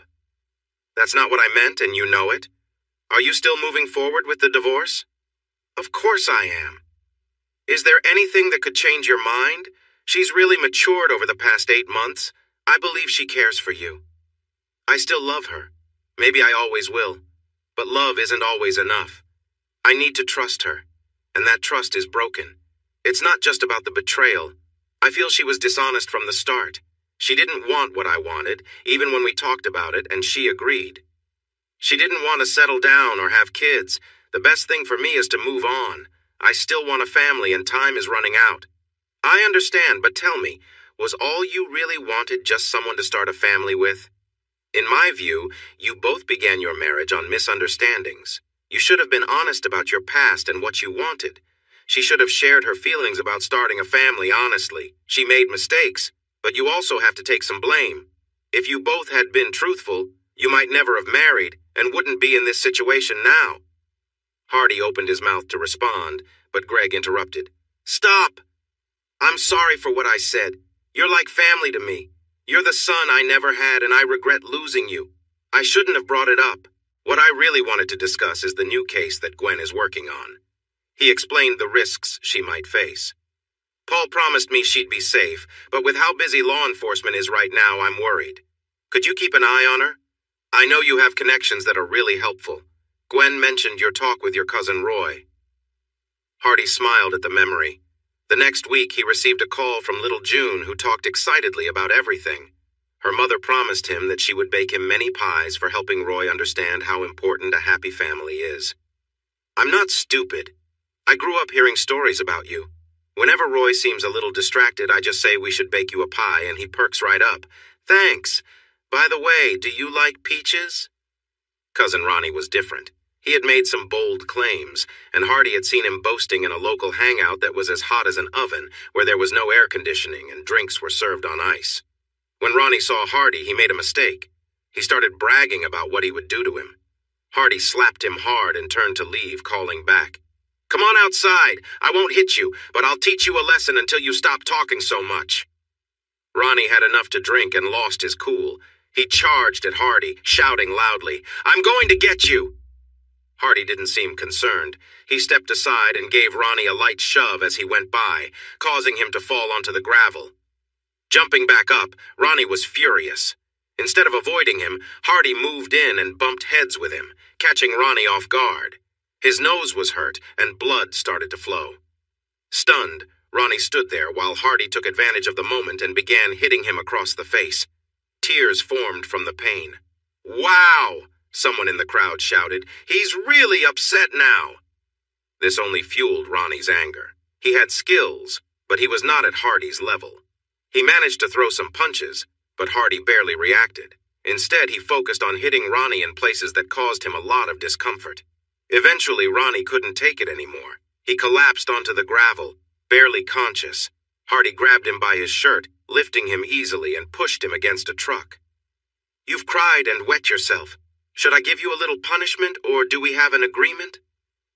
Ronnie nodded in defeat. We're almost finished here. Remember what I said would happen if you got too close to my girlfriend? Ronnie's eyes widened, and he tried to respond despite his injuries. Hardy interrupted him. Be quiet. It's time to face the music. His hand moved, revealing a small knife. Ronnie's eyes filled with genuine tears, not from pain. Hardy rested the knife against Ronnie's little finger and grinned. Ronnie heard a loud crack and felt intense pain, but when he looked, his finger was still there, just bent awkwardly. Hardy slid the knife back into his pocket. If I hear you're near her again, I'll return, and it will be even worse, got it? Ronnie nodded. Hardy surveyed the crowd. Does anyone have something to say? People suddenly found the ground, the sky, and everything else interesting except him. Okay, then. One of you should take him to Doc Thomas. He knows how to handle this and won't tell anyone. I'd be grateful. Just have him send me the bill. Have a good evening. He climbed into the large truck he had bought when he returned and kicked up gravel as he drove off, scattering it over Ronnie. This moment broke Ronnie. No one feared him anymore. His influence as an enforcer vanished. Roy chose one of the younger cousins back from Iraq to take his place. Ronnie became a messenger, doing small jobs for the group. He plotted and brooded, focusing his life on finding ways to hurt Hardy Wilkes. Doc Thomas turned out to be the grandfather of Karen Thomas, an assistant district attorney. He confidentially informed her that hard-ass Wilkes was back, tougher than ever, which meant more work for him. Later, she asked Gwen if she had met Ronnie Wilkes. Gwen grimaced. Yes, he and a man named Roy visited me not long ago trying to connect. I can't say I liked either of them. I doubt they'll return. Karen smiled. You probably won't see Ronnie again. Someone who looked a lot like your husband had quite the showdown with him recently. He's left bruised and hurt with a broken finger. They said the guy just slapped him until he cried and then hit him a few times, making him wet himself. Too bad he didn't finish the job. Ronnie's just a troublesome person. Gwen smiled as she said this, and the look in her eyes made Karen uneasy. Hardy reassured Greg that he would keep an eye on her. I have a few cousins looking for work. They will take care of her. Greg offered to pay the cousins for their help, but Hardy dismissed the idea. You can't charge family for things you would do for them anyway. That's not how we do things in my family. Greg replied. Don't think of it as payment. Just say it's for their expenses. I want them focused on her, not worrying about money. Hardy agreed, saying he would manage it. Greg changed the topic. While we're discussing money, I have some papers for you to sign. Remember that agreement you were against? It still stands, even if you don't end up divorcing. You have proof of her unfaithfulness. She has admitted it. She was true for most of 2 years, but now the total is 38 million. Before you say anything, this is legal and it's yours. If you don't want it, you can give it away. Just remember, you can't return it to Gwen. Hardy expressed his frustration, but Greg only smiled. You have no choice. You're rich now. Welcome to the club. They had a quiet dinner, each lost in their own thoughts, and Hardy drove him to the airport. The first meeting with Raul Escobar and his team of lawyers went as expected. They argued about everything from being tricked to bad police conduct, insisting all charges be dropped and their client be freed immediately. Raul sat there with a confident smile. She listened quietly as they presented their demands, and then laughed. He got caught driving under the influence. It's all on video, including his angry outburst at the officer. This is his first offense in the U.S., but it's serious. He'll face at least 5 to 7 years if he takes a plea. If he fights it, he could get much more. The choice is his. Let me know soon. She stood up and left them looking shocked. Don Vincente was furious when he heard. Who did she think she was? He planned to take her down. He arranged for his private jet and flew to Birmingham. He didn't like to leave things to chance and did his homework on anyone he saw as a threat. What he found didn't make him happy. The woman was already wealthy and money wouldn't convince her. Threats wouldn't work either. Her mother lived in France with a French judge, and her father was even richer and very respected. Her soon-to-be ex-husband had a past as a thug and was now a lawyer with connections that made him very dangerous. He requested a meeting with her and her boss. At first, he tried to appeal to her.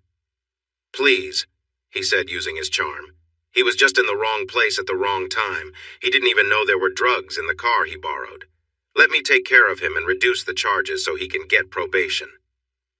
I will ensure he lives a good life filled with proper actions. I will also send you monthly drug tests. You should know what those are. Gwen flushed with embarrassment. How did he find out about the drug tests? First off, he rented the car. He didn't just borrow it. His name is on the rental paperwork. His fingerprints are all over the bags, and we found his saliva in one of them. He fought against his arrest, then tried to bribe the officers, and even made threats using your name. Even if we wanted to drop this case, the deputy involved is trained and certified by Homeland Security. He has federal authority. If we let this go, the federal agents would take him away in no time. Cut your losses, Mr. Escobar. No lawyer can help him now. Let him admit to his actions. Vincente Escobar was used to having great power. Everyone south of the border feared him. Even other cartels stayed away. And now this young woman was saying he could not help his own nephew. She needed to learn, and he had just the way to teach her. Paul was upset after the meeting. That arrogant man. How dare he try to control us or suggest what might happen next? He needs a reality check. Gwen was calm. Relax, Paul. I've dealt with his kind many times in negotiations. They truly believe their way is best for everyone. He'll soon see this isn't like things are in his world. Still, none of the people I faced in business disputes had a record of hurting those who opposed them, so we must be cautious. The atmosphere at the office was tense for a few days. Raul had been in front of a judge, denied bail again, and was scheduled for trial in 3 months. Gwen returned to her usual work. Drug dealers, thieves, and others needed her help. She settled cases where she could and set trials for those she couldn't. Paul started letting her manage the simpler cases for experience. She lost one early on due to a minor mistake, leaving her feeling embarrassed and determined to learn. If any arresting officer made even a small error, she was ready to challenge them. Her reputation for being tough grew, but her outcomes spoke for themselves. One lighter moment came when she needed to interview a man who had harmed one of his workers. Homer Johnson was full of himself, overweight and unkempt. Weighing around 400 pounds, his lack of cleanliness was well known. She had to hold back her reaction when she entered the interview room. He was too stingy to hire a lawyer, so the least experienced public defender had been assigned to him. Gwen walked into the room and saw the man. He looked like he was feeling unwell. He smiled at her, showing his gold teeth. Not wanting to waste more time, she got straight to the point. We have 3 witnesses who are willing to speak up. The woman involved has filed a complaint. You have a record, Mr. Johnson, for hurtful behavior toward women. You can take a deal and serve 6 months, or you could face longer time in prison. If you give me any trouble, you might be looking at 18 months to 3 years. And I can guess, Mr. Johnson, that prison food won't taste great to you, nor will their strict rules." The public defender laughed, which made Big Daddy very angry. He stared at her.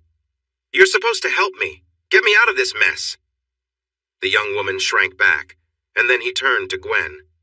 "I know you. I had some issues with your husband in the past. He cost me some good opportunities.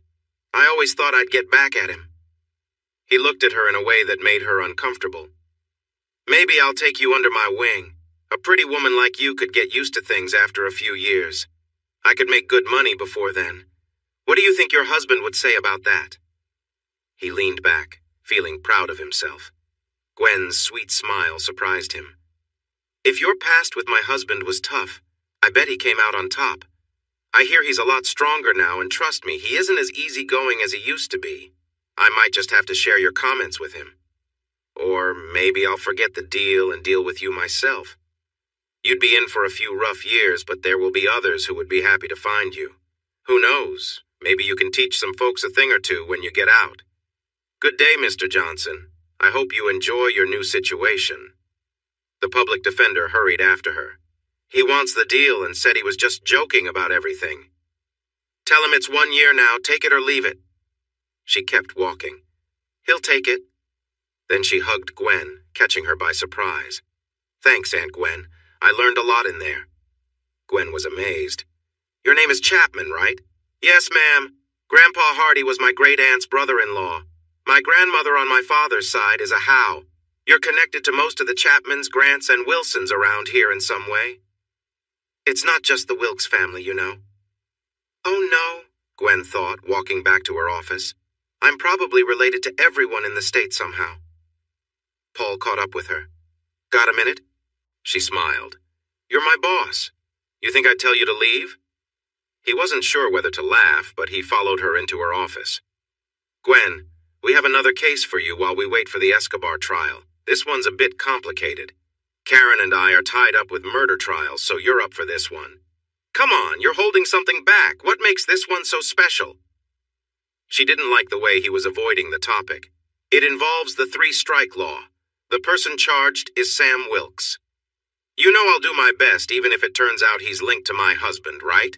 Paul quickly assured her. "We know. The twist is that his defense lawyer is going to use this case to challenge the 3-strike law. He has a knack for turning tough cases around." "I don't mind. It will make it more interesting. What's his name? Maybe I've heard of him." "Oh, you have, trust me. His name is Hardy Wilkes." Gwen's face lost color. Hardy, her. 2 sides in the same case. Could she manage her feelings? Could she sit next to him for days without falling apart? Could she do her job well for the state? A calmness settled over her. "Can you take this? Sarah has 5 more weeks of maternity leave, and Jimmy is still recovering from his softball injury. I just don't have anyone else." "Don't worry, Paul. I'll handle it. Now he has to talk to me." He looked relieved. "Great. Here's the file. The kid doesn't deserve this, but the law is clear. Good luck." The file read like a warning. Sam Wilkes was 23 years old. He had his first charge at 18 for joyriding with his cousins. Even though he wasn't driving and wasn't in the car when they took it, he was still there when the police arrived. He got probation for a Class D felony. His second charge came at 20, again thanks to his cousins during a bar fight. He hit someone, causing serious injuries. The jury had some sympathy, but he served 6 months for a Class B felony. 2 months ago, he was caught for stealing a car from his employer, a rare Mercedes. He was apprehended the next day and claimed he was going to return it. The car was valued at over $100,000, which made it a Class A felony. 3 strikes, life in prison, no chance for negotiation. The thought made her feel really upset. But she had to follow the law because she promised to do so. He was out on bail since it was a non-violent crime. He was living with Hardy. Hardy was deep in thought. He didn't see many options for Sammy. The 3 strikes law was made after a lot of crime during a past government. It was popular for a while, but lately people were starting to change their minds. The high cost of keeping people in prison for years, the increased fighting among inmates, and cases like Sammy's had made the legal system very frustrated. There was talk about changing the law to help nonviolent offenders, but nothing had actually happened. Much depended on choosing the jury. Hardy knew if enough everyday people who didn't trust the system were selected, he might have a chance. There was a slim hope he could help Sammy avoid a long sentence. He hoped the assistant district attorney, Jimmy Richards, would be easy to work with. A long trial wouldn't help anyone. Monday morning was gloomy. The weather was turning chilly and rainy as winter approached in central Alabama. Hardy thought it was a perfect day to fight for a life as he, Sammy, Crystal Ann, and an assistant hired for jury analysis walked into the courthouse. Once in the courtroom, they set up their things at their table. Strangely, the assistant district attorney hadn't arrived yet. Usually, the two sides talked a bit before the judge came in, but today there would be no time for that. Judge Harlan was a surprise. At 74, he had been retired for a few years, but sometimes helped out with minor trials when other judges were unavailable. He enjoyed it, saying it kept his mind sharp and helped him appreciate retirement. He had been called in quickly when the judge meant to hear the case got into trouble due to an inappropriate deal with a defendant. The judge quietly stepped down, admitting to serious misconduct. He was able to avoid jail time, but would face other consequences. Soon he would be divorced and facing financial troubles. The judge entered the room quickly, surprising everyone. The bailiff called the court to order. "Don't stand up, I'm a bit early, let's get right to it. Please call the first case, bailiff. In the matter of the State versus Samuel Jerome Wilkes grand theft auto, is the defendant and counsel present?" Hardy stood up. "We are here. Wilkes for the defense. Good morning, Your Honor." There was a glimmer of recognition in the judge's eye. He and Hardy had known each other for a long time. He was the judge who once helped Hardy avoid a criminal record by suggesting he join the military. "I'm well. It's nice to see you again, Mr. Wilkes. I'm happy to see you have a job, even if it is as a defense lawyer." The judge was known for not liking defense lawyers and had a low opinion of their work. The judge frowned when he noticed the empty table usually set for the prosecution. "Is the prosecution here?" "No, Your Honor," the bailiff replied, looking through his papers. "It should be Jimmy Richards, but he was in an accident. The state will be represented by—" He paused, just as someone spoke from the back of the courtroom. "Gwen Cannaday for the state, Your Honor. Sorry I'm late, but you started a bit early." Time seemed to freeze for Hardy. There she was, looking professional and just as lovely as he remembered. He had only seen her once from afar since the picnic, and it still hurt to see her again. He hurried to the judge. "Your Honor, may I approach the bench regarding this change?" The judge noticed Hardy's expression when Gwen entered, and motioned for them to come forward. Being close to her took his breath away. He could smell her familiar perfume. He struggled to find the right words. The judge's patience wore thin. "You asked for this, so speak up. What's going on?" "Judge, I'd like to request another prosecutor for this case. It might be a bit uncomfortable." "Why would it be uncomfortable? Somebody better explain quickly." Gwen managed a small smile. "What Mr. Wilkes isn't saying, sir, is that we are husband and wife. We may not live together, but we are still legally married. I will do my best to be professional in these proceedings. If he feels uneasy, he can withdraw so that his client is properly represented." The judge replied firmly. "Mr. Wilkes, your words better be respectful and calm. You're acting like you're about to explode. This is my courtroom, and you both need to behave or there will be consequences. Do we understand each other, Mr. Wilkes?" "Yes, sir," he replied, struggling to keep his composure. "Miss Cannaday, do you understand?" She smiled back. "Yes, sir. And just to clarify, I know quite well how he can be—" "Wow," the judge thought. "We haven't even started, and it's already getting interesting. This could be entertaining." He made a note to learn more about the couple before him, and then banged his gavel for jury selection to begin. Gwen quickly understood the process of selecting jurors. She argued well, getting a few tough-minded people past Hardy, while he included some who had different views. In the end, most were just ordinary people, which could benefit Hardy. An undecided jury could work in his favor. The first day of the trial set the stage for what was to come. The media and legal groups were paying close attention to the case. When news spread that it was a husband against his wife, it drew even more interest. The case took a turn when the plea was entered. "Not guilty" echoed in the room. This was expected, but he surprised some people when he asked to have the charges dropped, claiming the defendant had permission to use the car, so it couldn't be said to be stolen. Sam captured the sympathy of the crowd, even if he didn't win over the jury. He was nervous and tearful, making him a hard witness for everyone. "Yes, ma'am," he replied when she asked if he had taken the car. "Did the car owner know you had it?" "No, ma'am." "So if he didn't know you took it, that means you took it without permission, right?" Hardy jumped to his feet. "Objection! That's leading, Your Honor." "Objection sustained. Be careful, Mrs. Canaday," the judge warned. "Noted, Your Honor," she replied. She turned to the jurors. "He admitted he took the car. He admitted that the owner didn't know he had it. Think about that," she stated. Turning back to the judge, she said she had no further questions. She looked at Hardy. "Your witness, Mr. Wilkes." With a smile, Hardy stood up. "Thank you, Miss Canaday." He focused on Sammy, who looked down in fear. "Sammy, look at me," he urged. Sam raised his head. "Sammy, did you take the car?" "Yes, sir, I did." "Why?"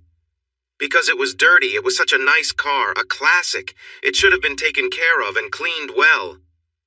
"What did you do when you took it besides cleaning it? Did you drive it around? Where were you going when they caught you?" Jimmy looked shocked. "I never even went fast. They knew I had it. I called Will, the owner's son, and told him I had cleaned it and was bringing it back. He got upset and said his dad had called the police because they didn't know who had it. He promised to call them back to say it wasn't stolen." He turned to the judge. "I would like to present the phone call as evidence." He glanced at Gwen, who nodded in agreement. She had already heard it. "Hello, Jefferson County Sheriff Department." "Hi, this is Will Landis. My father reported his Mercedes stolen yesterday. I just found out it wasn't stolen. Jimmy, the guy who helps us on the farm, took it home to clean it. He joked about it, but I didn't know he meant to take it. Anyway, he's on his way back with it now." "Are you withdrawing the stolen car report?" "Yeah, I guess I am. Sammy wouldn't steal anything. He just isn't always careful." "All right, sir. I'll withdraw the report. Have a good day." "Thanks. Goodbye." He paused for a moment in silence before turning back to Sammy.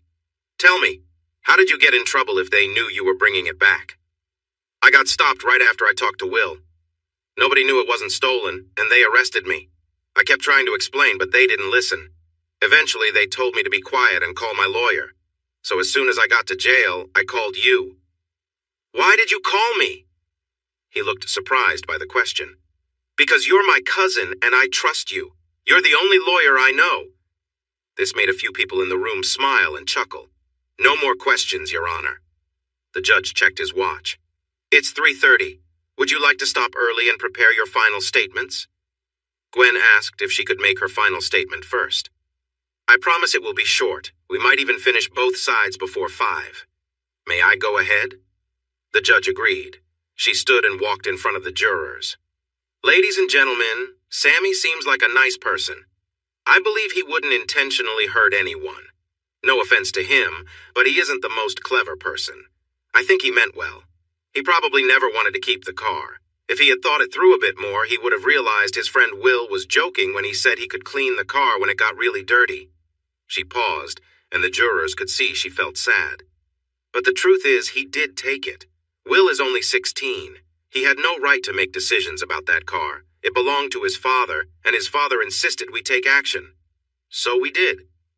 Sammy has definitely faced many challenges in his life. Lack of support, poor choices, and situations he couldn't control have led him here today. That said, his mistakes brought him here. He has felony convictions, and this is his 3rd offense if he is found guilty. The law says 3 strikes and you're out, which means a serious penalty this time. The law existed before I came to this state, but, ladies and gentlemen, it is the law, and as a member of the court, I must see it followed. If you can, please show mercy. I feel a lot for him. You see, I have my own heavy burden to bear." She paused, and the judge frowned. He and Hardy were unsure of where she was going. "Many of you know that the defense attorney is my husband. We are apart, but still married. I made a serious mistake that stained our relationship. I betrayed him and everything he values. It's been almost a year, and he hasn't spoken to me since. I've tried every legal option I can think of to reach out and ask for another chance. I'm almost out of hope, so by my own actions, I've trapped myself in a life without hope or happiness. Though it's not the same, I feel a lot of sympathy for this young man. I've done my job. I've shared the facts as they are.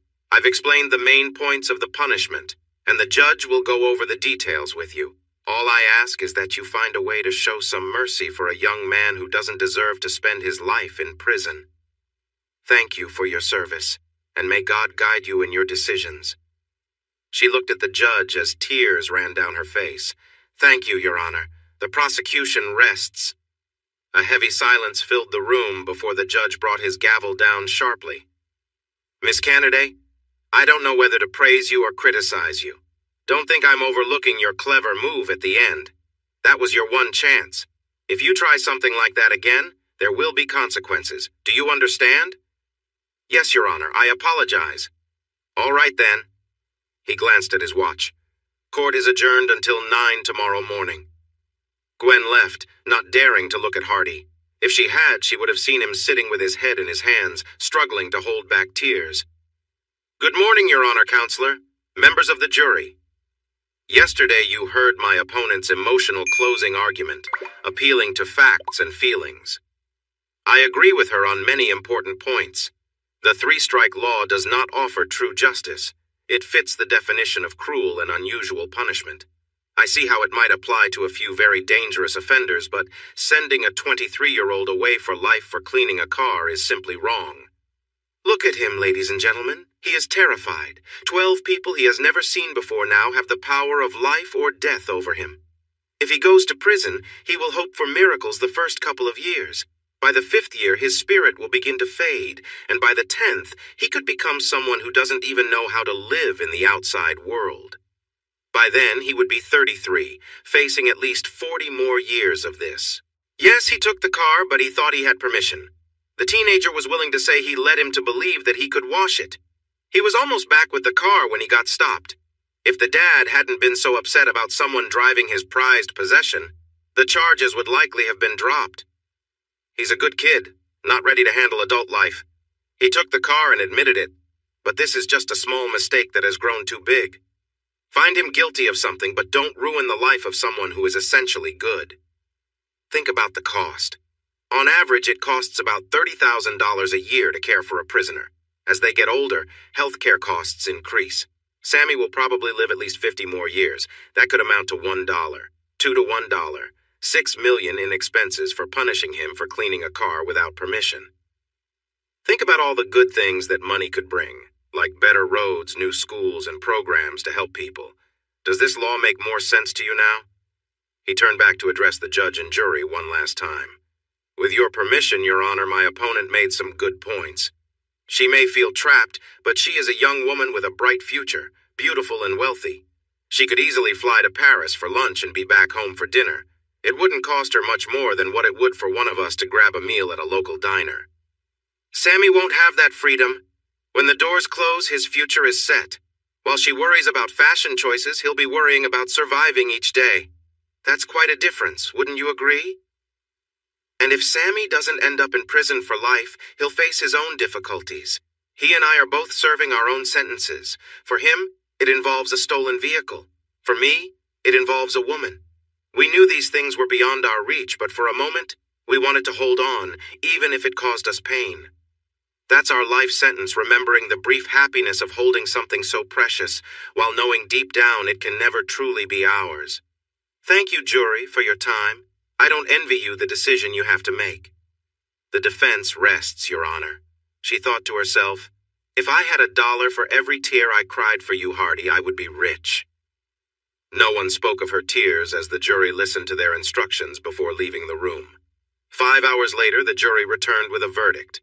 Sammy was found guilty of illegal use of a vehicle, a minor charge.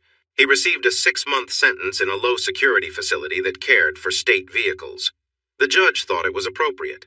Hardy had Sammy thank everyone in the room, including the jurors, the judge, and even Gwen, who surprised everyone by giving him a hug.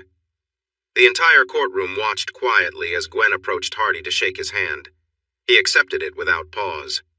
You did well, counselor. Justice happened today.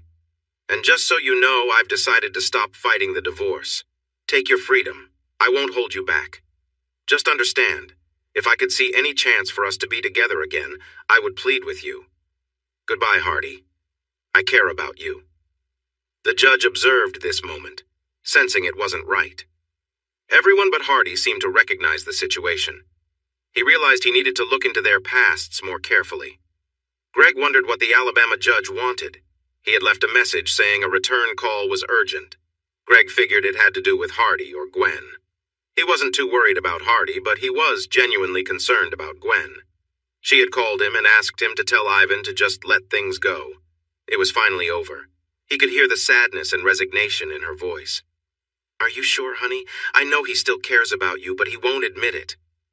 It doesn't matter if he cares about me anymore, Dad. He will never forgive me. Every time he looks at me, I know he sees Alan and I together. He can't forgive me, and I can't go on living like this. He felt deep sadness for Hardy, Gwen, and even for himself.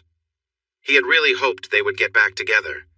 He dialed a number, and an older man answered. Good evening, this is Greg Canaday returning a phone call. Finally, I was about to lose hope. The judge sounded impatient. You don't know me, but I know your daughter and your soon-to-be ex-son-in-law pretty well. I presided over her last case, and I was glad to see she was actually happy she lost. Did you follow it? Greg had, and there were already articles calling for changes to the three-strike law appearing in newspapers throughout Alabama. Even some conservative ones were grudgingly admitting that changes had some merit. There were several photos of Hardy and Gwen in the local papers. Yes, I did. I was proud of them both. Good. Listen, son, I'm 74, and I don't have much time left. Before I go, I want one last chance to do something good. Those kids need to stay together, no matter how much they fight it. I have an idea. Are you willing to help me? Greg thought about it. Did they really need to stay together? Did he even have the right to interfere more than he already had in their lives? Yes and no, but that wouldn't stop him. I'm in, Judge. What do you have in mind? He listened, and his smile grew wider. He couldn't wait to meet the judge in person. His plan might not work, but it would be fun to see. He flew down on Friday and spent the weekend with the judge. After discussions, Hildy and Joshua were brought in. Ideas were proposed, talked about, changed, or dropped until they finally had a plan they could agree on. Hildy summed it up best. Well, I expect things will be lively next week. Greg stopped by to see Gwen, surprising her by taking her to the best restaurant in Birmingham. Honey, I can't tell you how proud I am of you. I had serious doubts when I sent you down here, but you have proven me wrong in many ways. You're not a pampered girl anymore. You're a mature woman and a great attorney. He didn't realize how much his praise meant to her. It validated her hard work and determination to be better. Thank you, Daddy. It means so much to hear that. He felt a bit awkward, surprised that his approval was so important to her. That being said, Gwen, I'm letting you off your promise. Come back to Boston whenever you're ready. My partners and I believe you'll be even more valuable than before you left. Plus, I've made your trust fund available again. You can use it whenever you need. She sat there, tears streaming and a mix of feelings on her face. With determination, she replied in a way that filled his heart with pride. Thanks, Dad, but I still owe Paul 10 more weeks. Honestly, I kind of like it here. Let me access the trust fund when I return. I don't need the money right now. Can I decide after the Escobar trial? Gwen, you're an adult now. Do what you feel is best. If you choose to stay here for good, I would be sad, but I would support you. I love you. She sniffled again. I've cried so much this past year that everyone here thinks I'm related to a famous TV personality. He gave her a moment to collect herself. Gwen, I've wished many times that I hadn't intervened in your marriage, but I have something to share with you. This is entirely up to you. You don't know how many friends you have here. So many people call me Uncle Greg that I can hardly keep track. It feels good to have such a big family, doesn't it? She nodded. 2 people had already greeted her in the restaurant, calling her Aunt Gwen. She had given up trying to remember them all. Go on, Dad. What tricky plan have you come up with to make my life even more complicated? He explained his idea. She was surprised at first, but then her lawyer instincts kicked in, and she saw the benefits of his plan. On Monday, she started putting the plan into action. By Friday, everything was set. "Good grief!" Hardy shouted. He had received divorce papers right on the courthouse steps. Gwen had managed to get a local judge to move the case from Boston to Birmingham, since they both lived in that state. There was also a court date set, with grounds listed as infidelity. He called his lawyer back in Boston, venting his frustrations. "I thought this was all settled. The final paper was due in 2 weeks. What's going on?" "You've got me there. The only thing I know is that I received a notice to change the venue, and the judge approved it." Honestly, he seemed eager to wash his hands of the whole situation. "I heard about a divorce case in Florida that took over a year, and it involved 2 lawyers. This one will probably break records for speed. Believe it or not, those 2 ended up remarrying. Good luck, Hardy. You'll see my bill soon." They were back to square one. He had no option but to hire a new lawyer and start the whole process again. As the first court date approached, his lawyer insisted he attend. In fact, the judge wanted them both there. He resisted the idea but eventually gave in. "I don't know what to tell you, he's very firm about this. The usual judge is out on medical leave. This one has a reputation for being tough. It's best not to upset him." That should have been a clue, but he was too preoccupied to notice. He stood on the courthouse steps with his lawyer waiting to go inside. Gwen and her lawyer arrived, standing on the steps somewhat close yet still apart. She nodded to him but didn't say a word. Hardy was shocked when the judge walked into the courtroom. A heavy sensation settled in his stomach. It was Judge J.T. Harlan. Once the initial matters were addressed, he called the first case. "Wilkes v. Wilkes, Your Honor." "All right, who would like to begin?" Gwen and her lawyer quickly responded. "We will, Your Honor. Instead of opening statements, I would like Mrs. Wilkes to make a statement." The judge looked over his glasses, focusing intently on Gwen. "Go ahead. Your Honor, I want to take back my petition." His lawyer had to gently push him back into his seat. The judge fixed his gaze on him. "Listen, if you cause any trouble, I'll delay this for 6 months. Do you understand?" Hardy nodded, feeling heavy. "I expect a clear answer." It came out almost like a growl. "Yes, Your Honor, I understand." "Good. Now, Mrs. Wilkes, go on." "I want to take back my petition, Your Honor." "Why is that?" "Because I still want to be married to Mr. Wilkes." "You'll need to do better than that. From what I know, you are separated because of trust issues. Why hold on to him?" "I can't stop loving him, Your Honor. I really tried. Even when I agreed to the divorce, I thought it was what he needed, but being apart made me realize so much. The more I understand, the more I want to keep my marriage. I've struggled in many areas of my life. I wasn't a good daughter or a supportive wife. I was dishonest about my expectations and tried to control him to keep him close. I didn't understand the man he was. In that way, I was as much to blame for the dishonesty and control. If I had known more about him, I might not have chased him. I thought he was gentle, maybe too soft. I lost respect for him, and my actions led to a painful situation. It was through tough times that I finally saw who he truly is. Even when he had the chance to be violent, he showed remorse after the one instance." Judge Harlan listened carefully and believed her words. "Tell me, Mrs. Wilkes, do you think he can love you again? You have caused him a lot of pain. I've heard that he reacted strongly when he found out what happened. Can you be with a man who has acted in anger?" She answered without hesitation. "Yes, Your Honor. I believe he is sorry for what happened, and I'll never give him a reason to react that way again." "Thank you, Mrs. Wilkes." "Wilkes." He turned to Hardy. "Do you want to say something, Mr. Wilkes?" His lawyer stood up. "Your Honor, my client does not wish to make a statement. He wants the divorce process to continue, but to change from adultery to irreconcilable differences." The judge raised an eyebrow. "Is that so?" "Yes, Your Honor." "Mr. Wilkes, please stand." What comes next? He thought as he stood. "Mr. Wilkes, did you love your wife before this situation?" "Very much, Your Honor. But that doesn't mean I—" "Just answer yes or no. Do you hate her now?" "No, Your Honor, but—" "Son, my patience is running thin. Yes or no, do you understand?" "Yes, Your Honor." "Good. Is your life better without her? Remember, yes or no?" "No." "Do you miss her and what you had?" "Yes." "Now this is simple. Walk up to her. Miss Gwen, please meet him halfway. Stand in front of me." They stood facing each other. Now, Hardy, all you need to do to finalize your divorce is look her in the eye and tell her you don't love her anymore. It should be easy if it's really over. You can speak now." 30 seconds passed, then a minute. The judge grew impatient. Finally, Hardy spoke. "What does love even matter? I had a dog when I was a kid, a breed called a pit bull. It was the most beautiful dog I ever had. I raised it from a puppy and spent all my free time with it. One day, out of nowhere, it bit me hard enough to need stitches. I still have the scars. After that, it went back to acting normally, but I never trusted it again.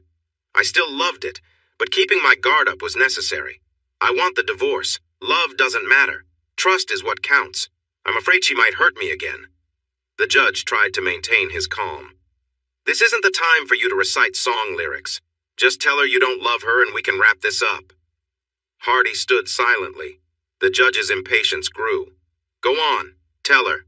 We have other cases to handle. Just make it clear." Hardy opened his mouth, took a breath, but no words came out. For the first time, Gwen saw tears in his eyes. It was a mix of emotions that shook her deeply. The judge sighed. "I see now. In my legal opinion, this marriage can still be saved. It is my order that you both seek marriage counseling for at least 5 sessions, and I will review the results. If after that..." Hardy finally found his voice. "Wait a minute, I won't..." "That'll be a $500 fine for interrupting and using inappropriate language in my court. There are children present. As I was saying, a minimum of 10 sessions will be..." Hardy was visibly upset. "If you think I'm going to tolerate this nonsense..." The judge banged his gavel. "Final warning. Be quiet or you'll be taken away. Your fine just increased to $1,000. Where was I? Oh yes, you need to complete at least 20 sessions with a counselor of your choice." Hardy turned around and headed toward the exit. "Mr. Wilkes, come back here now." He didn't stop until he reached the door, only to find 2 bailiffs and a deputy sheriff blocking his way. The older bailiff tried to calm him down. "Back off, Hardy. You might be able to take us in a fight, but we have these tasers, and I doubt you can handle all 3 of us. Now please turn around before JT gets even angrier. He already looks ready to explode, and stress isn't good for him. We're asking nicely, just go back." Hardy looked at them, and his anger faded. He turned and walked back to the judge's bench. JT waved his broken gavel at him. "One more word, and you'll be in jail for disrespecting the court. Do you understand? Good. Now find a counselor, set up your appointments, and I swear if you skip one, you'll end up in jail tonight. Got it?" Hardy nodded and returned to the table, whispering to his lawyer. The lawyer shook his head forcefully, then sighed. Your Honor, Mr. Wilkes wants me to repeat what he just said exactly. Remember, these are his words, not mine. May I continue?" JT nodded, curious about what was coming next. "Sir, he wants you to know he has lost all respect for you as a judge. This misuse of the legal system makes him embarrassed to be a lawyer. He feels that even kangaroos would be upset by what happened today. He refuses to attend so many counseling sessions and would rather go to jail now for his defiance." The lawyer seemed nervous, waiting for the judge's reaction. For a moment, Gwen thought the judge might have a health scare. He changed colors, going pale, then red, then purple. It took him a few seconds to find his words, and when he finally spoke, he almost yelled. "Sir, your client is being foolish. Right now would be a great time to be taken to jail. Bailiff, take Mr. Wilkes to the county jail immediately." "Mr. Wilkes, you are the most stubborn person I've ever met. Think it over for a while. I'll come see you in a couple of days to see if you've changed your mind. If not, you'll be staying with us. Do you want to apologize now?" Hardy smiled. "I'm sorry, JT, for almost giving you a heart scare. You really need to relax. Otherwise, who knows where I'd be." The judge was so upset he began tapping his shoe on his desk. "Get him out of here, and get me a new gavel. Court is on a 20-minute break. Ms. Wilkes, could I have a moment with you in my office? You won't need your lawyer."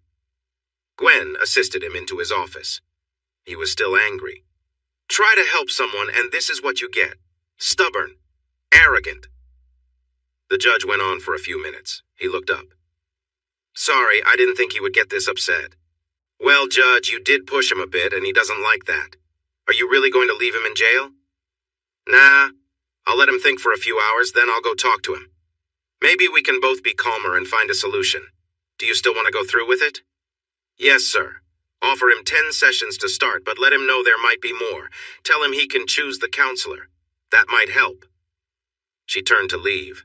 Looking back, she said one last thing. I don't know what you hope to gain from this, sir, but thank you. And Judge, tell him I still care about him no matter how angry he is. Will Rob Williams, the High Sheriff of Jefferson County, was about to go to lunch. A sheriff in most southern states has a lot of power. They know the good people, the bad ones, and everyone in between. They understand who might cause trouble and keep track of the serious players. As he left his office, he noticed a prisoner being taken to the cells. He saw that the man wasn't restrained, which was against the rules. He walked over to see who was in charge of the prisoner and made a mental note to address it later. Something about this man felt familiar. Well, if it isn't Hard-Ass Wilkes, I heard you were back. I meant to catch up with you, but you know how it is too busy with work. Did someone finally catch you? He smiled widely and reached out to shake his hand. Good to see you, Will Rob. How's Myrtle? Still think she's too good for you? Yeah, but after 30 years, it doesn't seem to bother her as much. I'll tell her you asked about her. It'll make her happy. Here to see a prisoner? Hardy's smile grew even bigger. Not exactly. I am the prisoner. Shouldn't have talked back to your father-in-law, I guess. You made JT mad enough to end up here? I have to hear this. Deputy, I'm taking over from you. I'll handle it from here.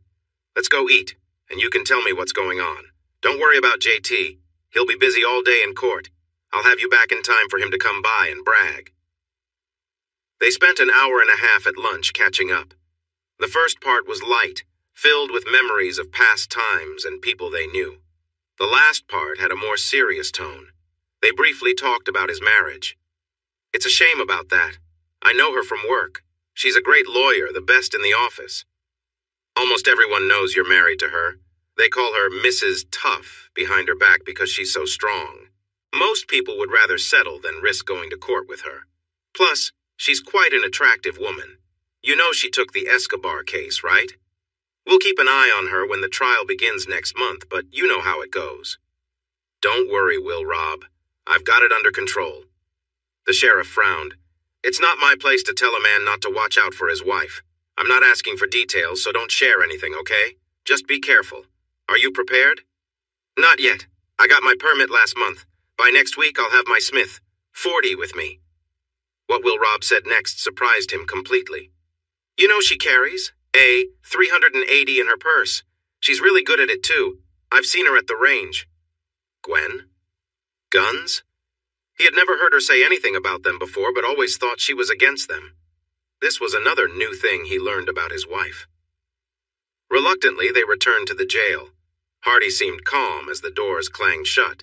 He was in a shared cell with 6 other inmates. JT came by around 6, ready to accept an apology and take him out to dinner. What he found was Hardy sitting on one side of the cell, 4 inmates sitting on the other side, and one lying on the floor, unconscious. What happened here? Hardy tried to smile despite his swollen lip. His left eye was almost shut, and there was a noticeable bump on his jaw. You know how it goes, JT? We disagreed over football. They were Auburn fans, and I shouted, "Roll Tide." In the end, I admitted they had a great season. To make it worse, did you know the jailer went to Ole Miss? He called us all names and made us discuss politics after spraying pepper spray on us. The judge shook his head. Hardy, your mouth might get you in trouble someday. Have you calmed down? Are you willing to listen to some reason and maybe negotiate a bit? His expression changed as he seemed to lower his defenses. He managed a nod. JT, as much as I enjoy being here, and I have to say the macaroni and cheese was excellent tonight, I'd rather sleep in my own bed. But if you keep talking to me like that, I'll ask what's for dessert after 20 more sessions. Don't push me again. Your little speech this morning really annoyed me. I don't recall you worrying about misusing the system when I helped keep you out of trouble when you were younger. If the recruiter hadn't been the son of my fishing buddy, you would have faced serious time instead of serving a few years for Uncle Sam. Hardy was man enough to admit he was in the wrong. Sorry, JT, I know how much I owe you and Will Rob, but it frustrates me to deal with her all the time. I just want it to be over. I promise you'll get it one way or another, but you need to speak with her to find some closure, just like the counselors say. Here's the plan. 10 sessions with a counselor of your choice. After that, I'll follow their advice.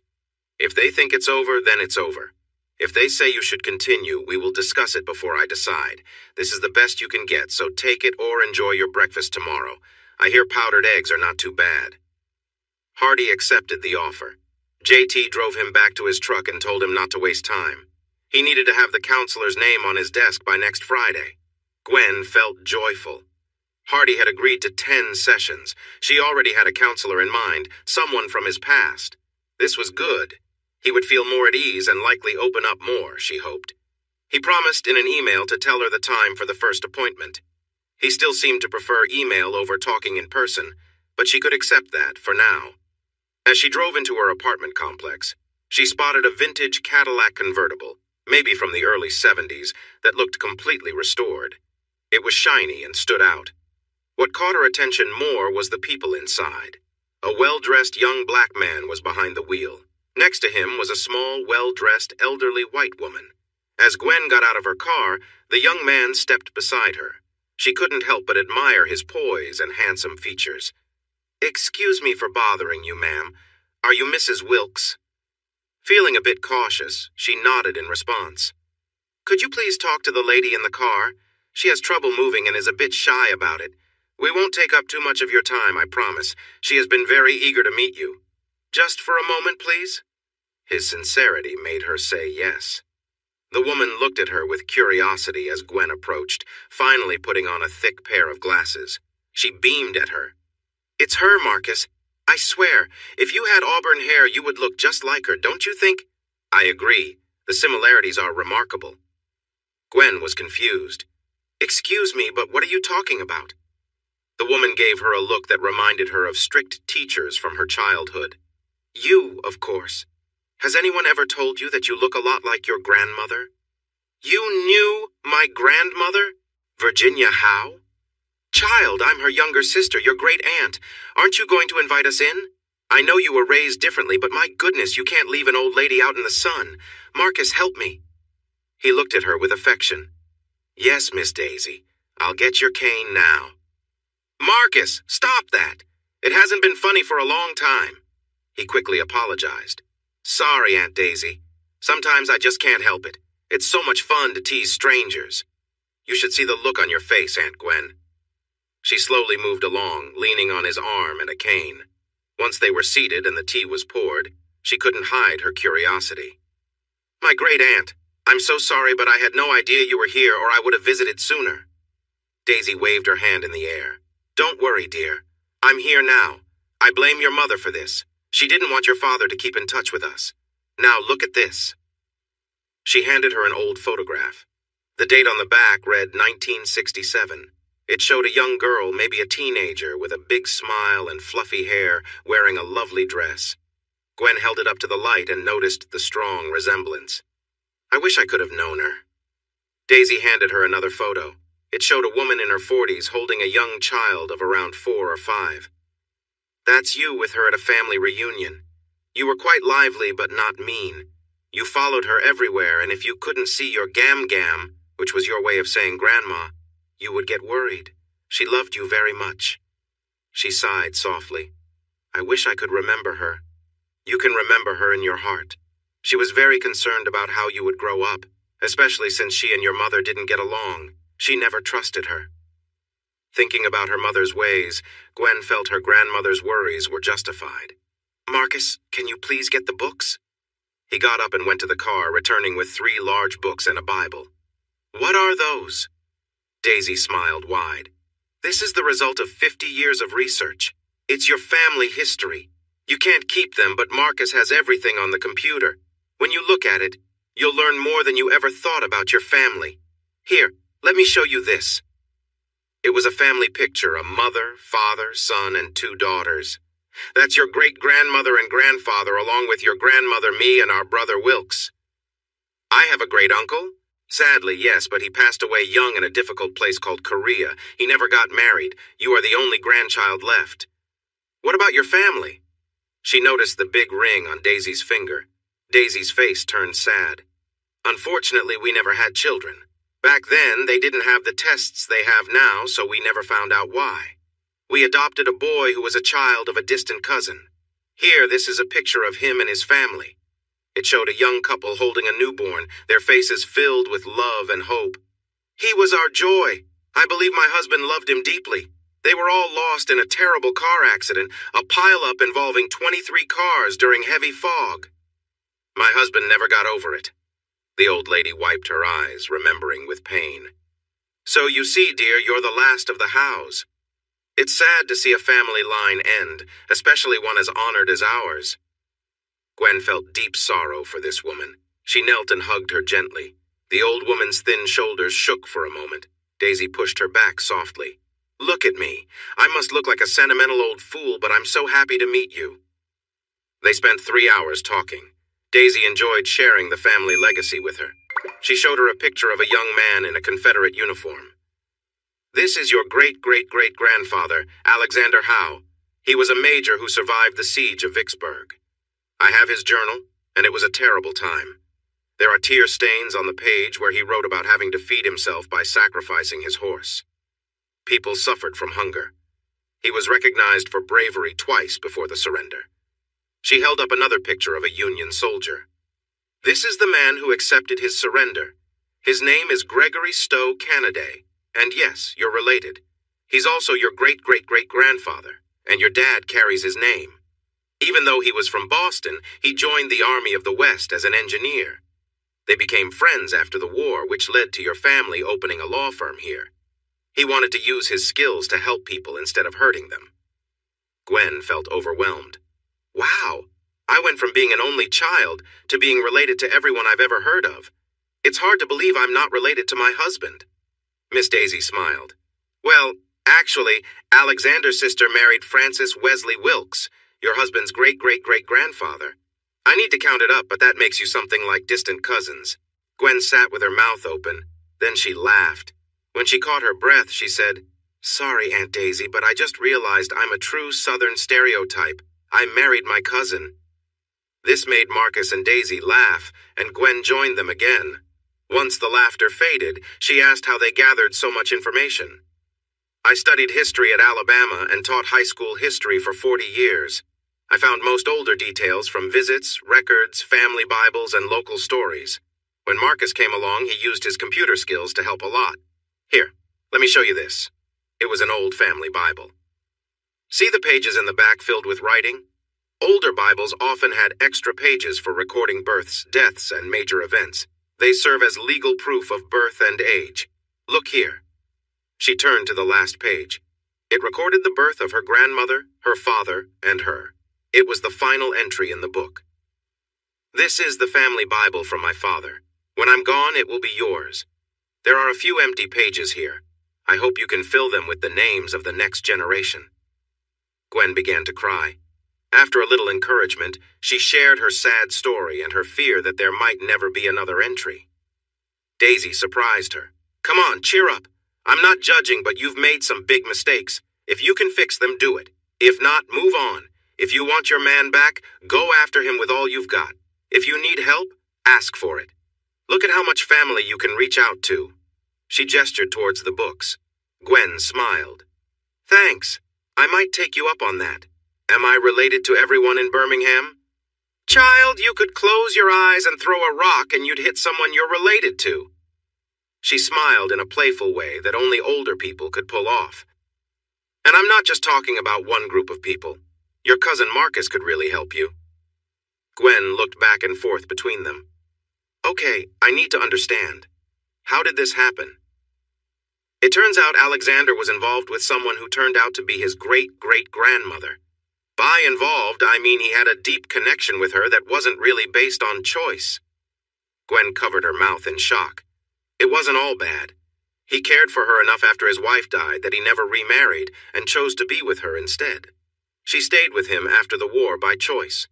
She had 3 of his children, but sadly one didn't survive childbirth and another died from disease. Still, one child, his great-grandfather, lived on and raised 7 children. This came to light when Marcus came to me, researching his own family. I had the journals of both Alexander and Beth.